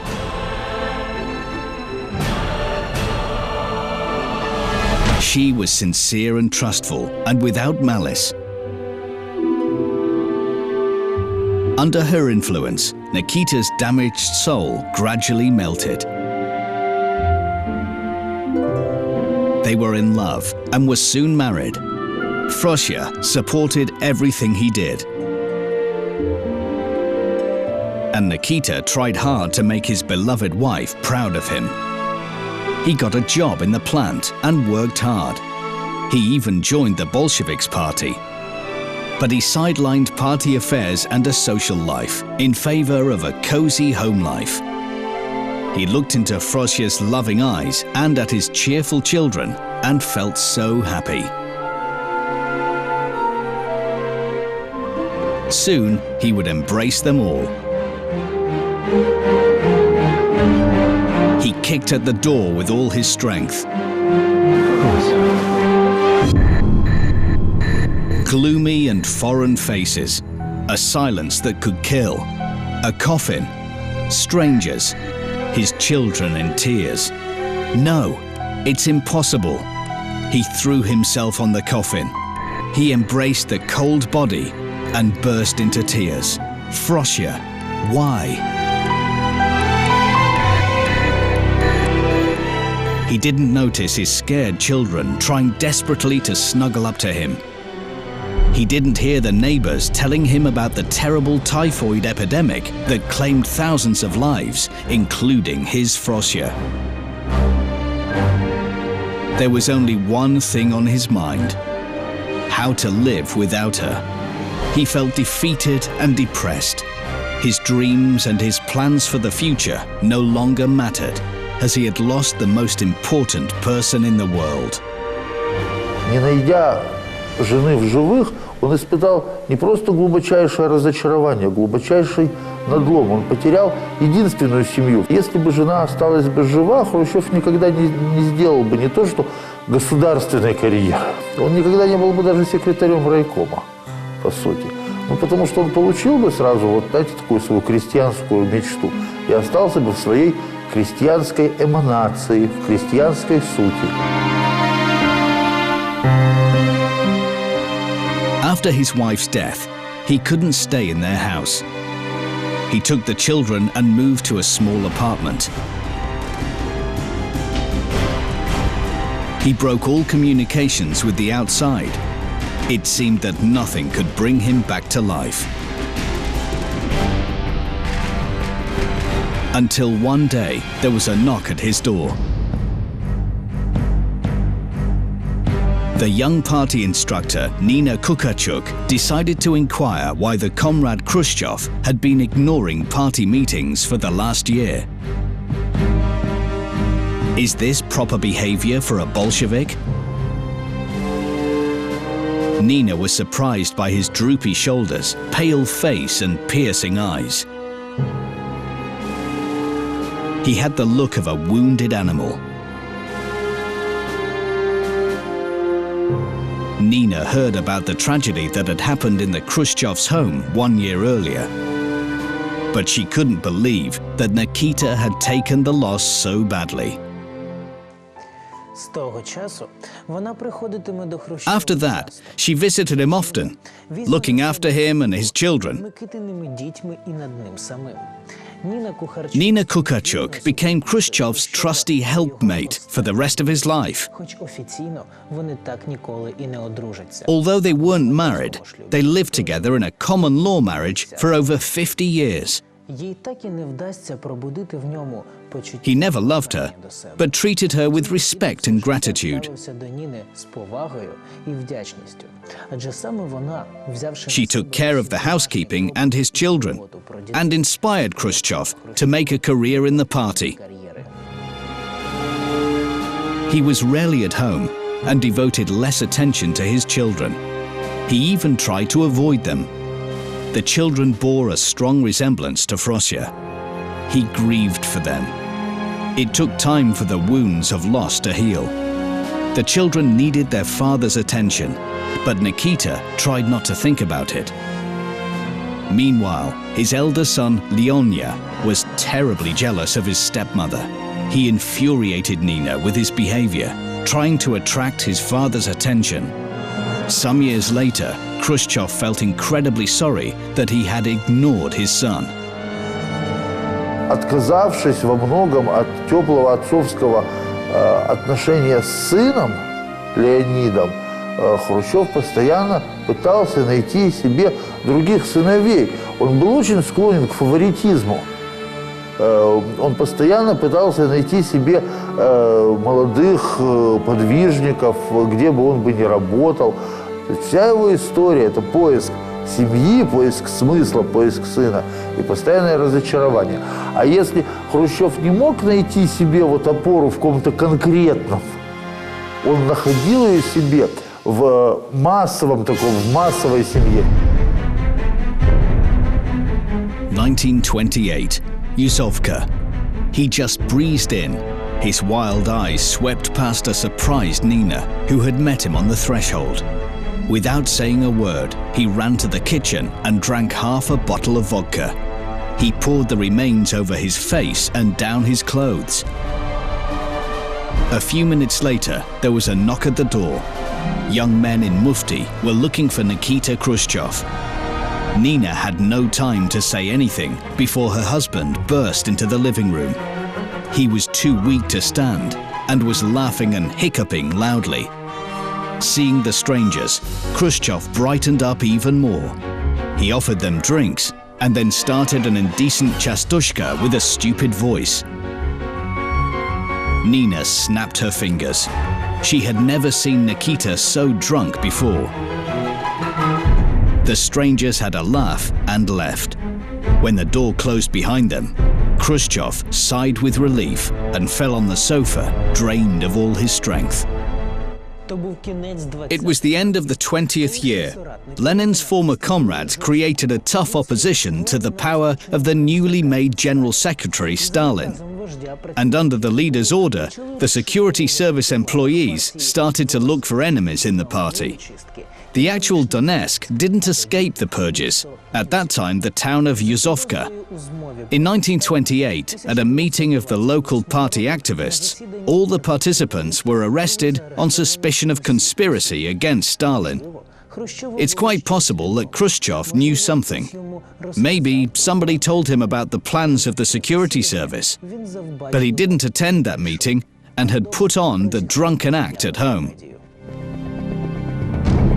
This funny undertaking saved Khrushchev's life. He was so convincing as a drunken fool that the young men in mufti didn't suspect anything. Khrushchev played the fool again, convinced that he'd found a great disguise.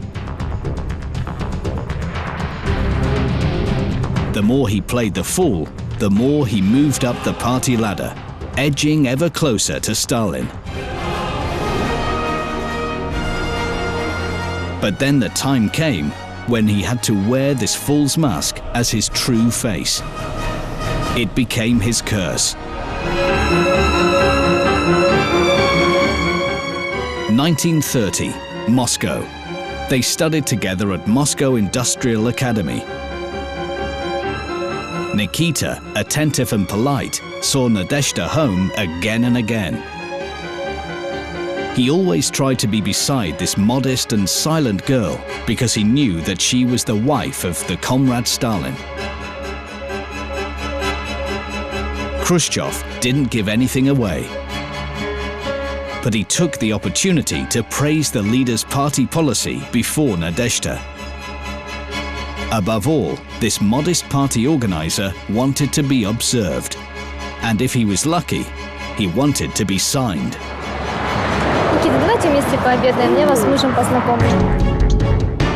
His heart leapt. This was it. After having some doubts, he expressed thanks to them for his invitation.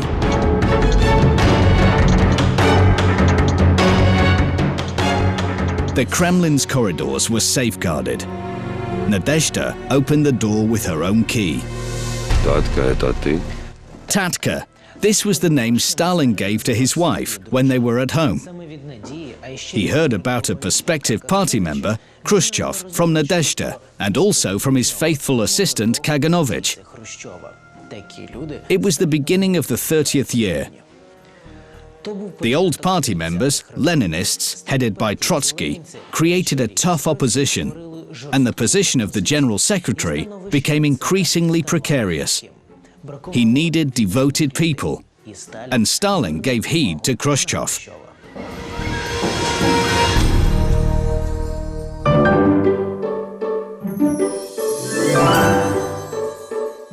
Stalin laughed and made fun at the table.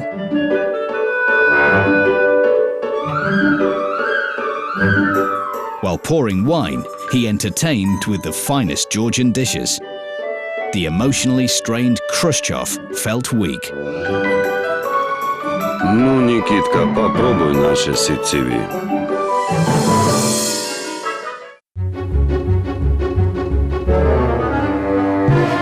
Так это курица. А у нас в Юзанке вот курицу не готовят. У нас петуха, значит, берут к нему лучка, как говорится, режут петуха, это, значит, лука там, перчика, вот, перчика всякого, чесночка. Ну, то есть, супер. Khrushchev swapped recipes. Stalin kept a close watch on his guests.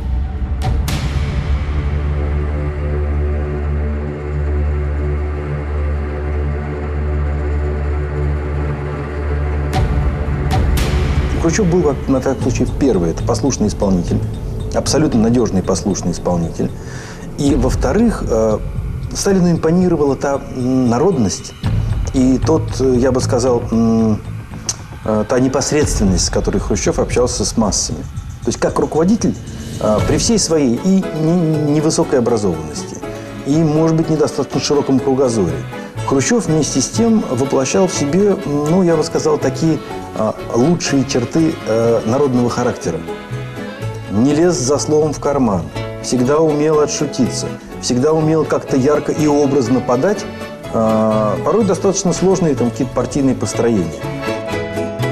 After the first meeting with Stalin, Khrushchev quickly advanced up the ladder, soon becoming the leader of the district committee of party. Over the years, he went on to become the head of the whole party organization in Moscow. It was a meteoric rise. But the higher he rose, the higher the price of his success. He called on his assistant and close friend, Boris Trivas. The room was a mess, papers and letters thrown about, and three men were examining a document. О, товарищ Хрущев. Отлично. Подпишите, пожалуйста. Вот здесь. He pretended to examine the document. Trivas looked at him appealingly. The enemy of the people. Should he sign it? Khrushchev knew Trivas respected him. What sort of an enemy was he? What if he didn't sign it? They would be accomplices.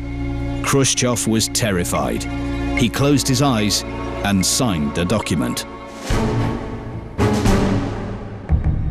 Сталин подбирал людей, где было за что зацепиться в биографии, понимая, что манипулировать ими легче. И уж они-то будут работать не на страх, а, так сказать, ну, и за страх, и за совесть. Khrushchev was walking down the prison corridor. He was the secretary of the district committee and was in charge of personally inspecting the actions of the investigatory powers. Somebody called him. He looked closely at the heavily bearded prisoner. It was Boris Trivas. Khrushchev was terrified and quickened his step. Shouts rang out behind him. Khrushchev felt sick. What was he guilty of? Why must he bear such humiliations? There was only one thing to do: forget about it. As time passed, he grew accustomed to signing the lists of the victims of political repression without hesitation. And he consoled himself again and again. Soon, all the enemies would be exterminated, and all his troubles would soon be over. He decided not to risk his position. Because the higher party gave him benefits he could never have dreamed of.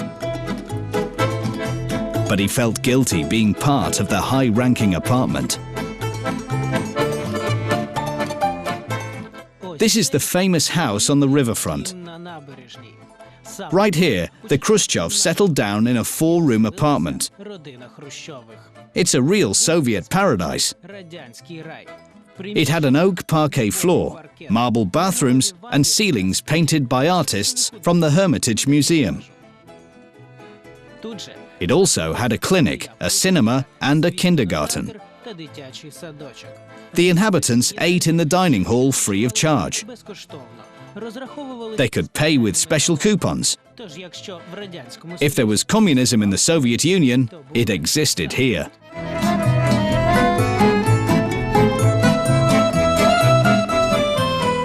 Khrushchev thought that his life was in good shape.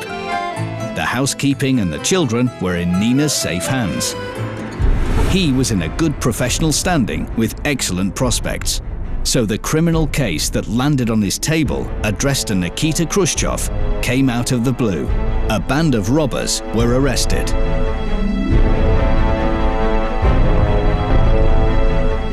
And this band includes Leonid Khrushchev, his son. His blood ran cold. They could report this to Stalin, and it would be the end of his career.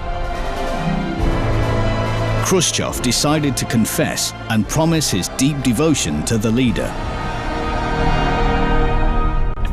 He entered Stalin's office. The leader looked at him. Nikita Sergeyevich understood that the case was already reported to him. He didn't know what to say. The silence was deafening. And suddenly, Stalin, by accident or not, dropped his papers. Nikita blushed. His head was ringing.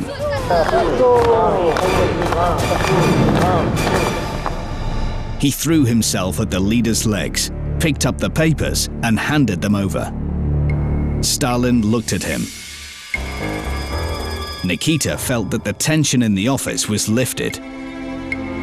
The master had forgiven him. Nothing threatens Nikita. Leaving the office, he looked in the mirror and saw the fool's smiling face with spaniel eyes. He didn't even think of his son. Nikita Sergeyevich will never forget that visit to the leader. Feelings of weakness rose again. He will always be afraid of Stalin and hate him for that fear. For that nasty tinge of humiliation and necessity to always play the fool. If only he could survive and not lose what he already had. He failed to close his son's case. But the hearings were held behind closed doors. The members of the band received the ultimate penalty: execution. Leonid was involved in this case as a witness. But Stalin decided that Khrushchev should not be allowed to get away with this. In a few months, Khrushchev got the position of the first secretary of the Communist Party of Ukraine. Anyone would consider this a real gift. But Nikita Sergeyevich understood that he was exiled from the Kremlin. It was a bad omen.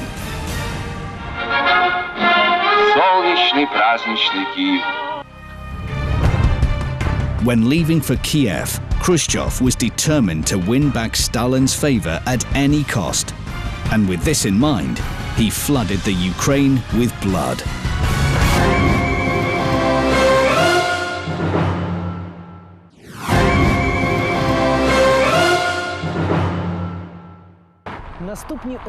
For the next 11 years, he remained in the Ukraine. There, Khrushchev learned to dance with his famous hopak, to sing the Ukrainian folk songs in a terrible mixed Russian-Ukrainian dialect, and to kill millions of people. Being away from Moscow, he showed his true nature, and that terrified the whole country. After Khrushchev's arrival in Kiev, the following encoded text was sent to the Politburo of the Central Committee in Moscow. Dear Josef Vissarionovich, every month the Ukraine suffers from 17 to 18,000 victims of the political repression. But Moscow insists that it shouldn't be more than 2,000 or 3,000. I ask you to take measures. And the measures were taken. Khrushchev was authorized to shoot more.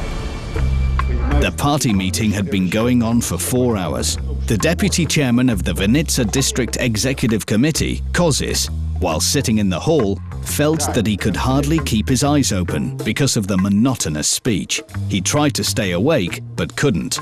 Враги хотели убить нашего родного товарища Сталина.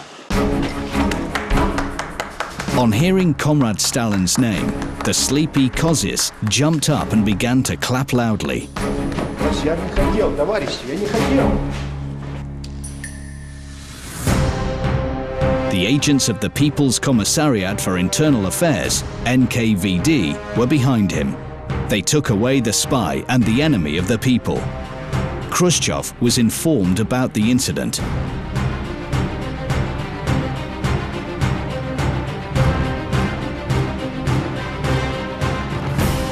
He ordered to find Kozis's secret accomplices, those who had worked or had dealt with him on personal or public matters, and to exterminate the hedge enemies, such as Kozis.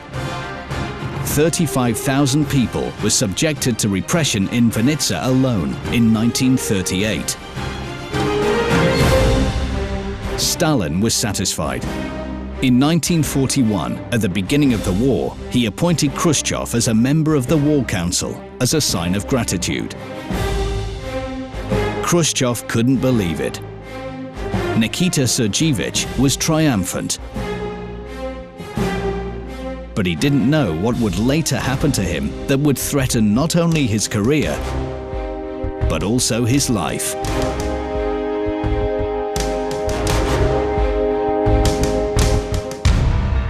1943, Kuibyshev. The soldiers filled the hospital yard. Who were the most accurate shooters, aviators or sailors? They emptied a bottle of vodka. A sailor put the bottle on his head.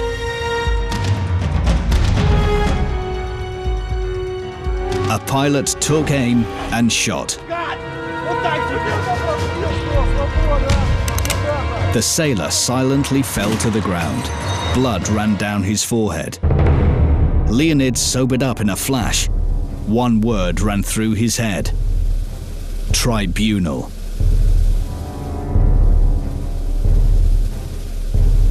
The news struck Khrushchev. His son Leonia must be executed. But he is so young. He hadn't done anything for his son.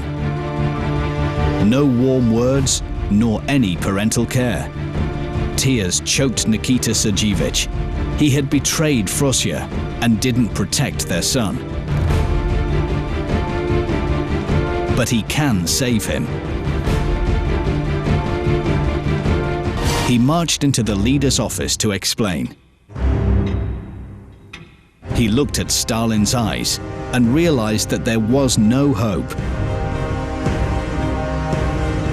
But Khrushchev knew what he had to do. He dropped down on his knees with a beatific smile and bitter tears and began to creep up to Stalin. The leader looked daggers at him. Прости. Товарищ Хрущев, идите воюйте. He could barely stand. He was engulfed by a peculiar feeling of emptiness, just like something had burst inside him.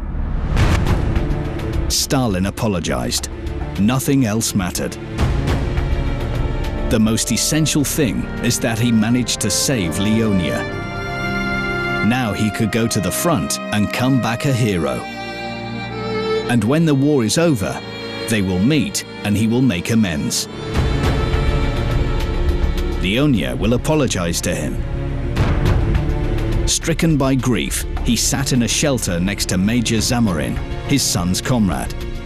Khrushchev couldn't believe what he was hearing. Leonia didn't return from the last flight operation. Nothing could be mended now. There is nobody to whom he could say the sincere parental words that he was holding back all these years. Leonid Khrushchev died a hero's death. Khrushchev couldn't even cry. There was a stabbing pain in his temples, and he couldn't breathe. A terrible thought flitted across his mind. Leonia was punished for the father's sins, for the shooting of innocent people, for arresting innocent families, and for making children orphans. And for what? Why did he kowtow to Stalin? To survive in the repression hell. But now he, Nikita, is still alive, and Leonia is dead. His son is dead, but Stalin is alive. He was determined to exterminate Stalin. While wearing the fool's mask, he will study the enemy's habits and wait for a suitable moment and strike. 1953. The Stalin's traditional dinner is in full swing. Last time, the gatherings were held every day, or more exactly, every night. They gathered at 11 in the evening and left just before dawn. They were all extremely tired with this regime. But Stalin, who was suffering from insomnia, wouldn't let his retinue go. Beria played the usual role of a toastmaster and forced the guests to eat and drink. Stalin himself didn't touch the food. He was suspicious of being poisoned. He saw enemies everywhere. Ну что, товарищи, расстреляем Никиту или пусть танцует? He danced. Everyone laughed at his clumsiness and didn't suspect what he was thinking of. He knew the time was close. He had to keep calm and kill Stalin. Танцуй, Никита. Best of all, by Beria's hands. I must consider everything carefully. I must remove Beria. Malenkov and Molotov don't have to be killed. It is enough to deprive them of their high office. He performed his last move, stepped forward and bowed. It began with the physician's case. Stalin received a denunciation. The Leningrad physician, Lydia Timoshuk, informed him that the group of court physicians is about to revolt. Their aim is to poison the devoted members of the Politburo and Comrade Stalin. The next day, the Soviet Special Services declared a hunt for miscreants wearing a white uniform. Khrushchev understood it was time.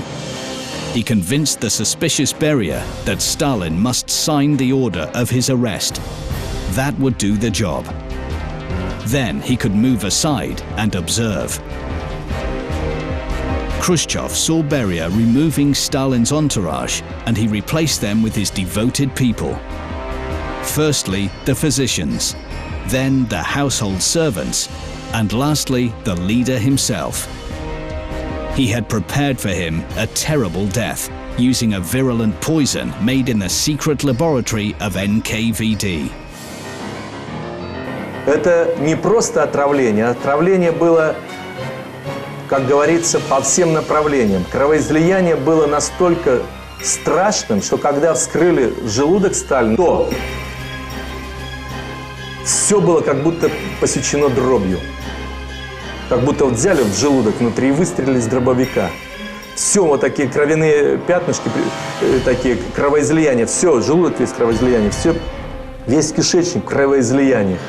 Все полностью, все, весь организм стал пропускать кровь. Stalin's funeral was immortalized in this unique 1953 film footage. This is Lavrenti Beria. He is the first among the people carrying the leader's coffin. Nikita Khrushchev is just behind. He saw how confidently Lavrenti Pavlovich behaved, how he made the orders. Beria was sure that he was the successor, being unaware that the worst was still to come, and the full Khrushchev would strike the last blow. Beria didn't know that at the time Khrushchev had gathered his friends, Generals Zhukov-Batitsky and Moskalenko, under the veil of military maneuvers. He rounded up support from Malenkov, Molotov, Kaganovich. They burst into Beria's office and arrested him without explanation.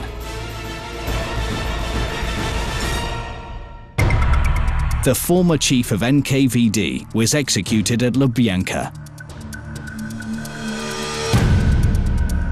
Khrushchev became leader of the country. He combined the position of the first secretary of the Central Committee of the Communist Party of the Soviet Union with the position of chief of the Council of Ministers, having taken it from Malenkov. After that, he became the absolute authority. He was sure that he had taken vengeance and won a victory. And now, at last, everything would be okay. He hadn't realized that the fool's mask that he was wearing for years had become his true nature. The General Secretary's tragedy was that on his way to leadership, he was not learning how to lead the country, but how to be a fool.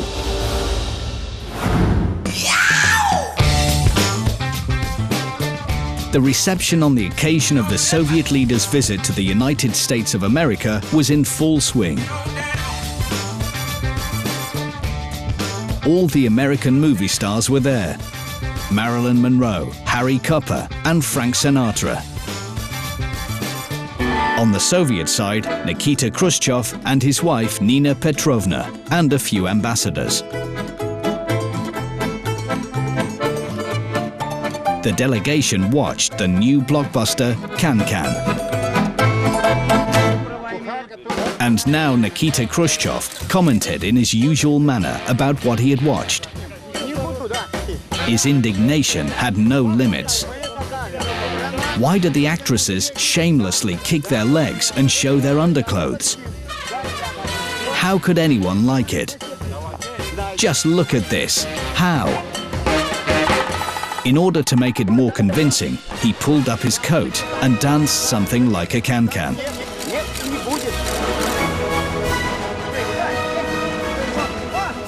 The Americans were shocked. They had never seen something like that before. Once again, he'd become the fool. Till the end, he accused Joseph Stalin, on whom he continued to take vengeance even after his death.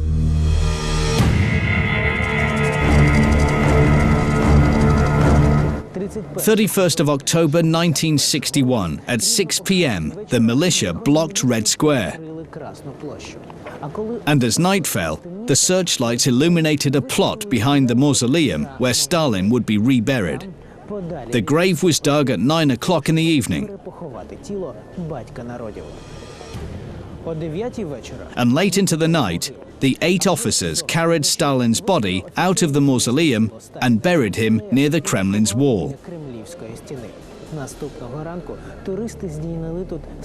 The next morning, only Lenin's body lay in the mausoleum. Stalin was not there.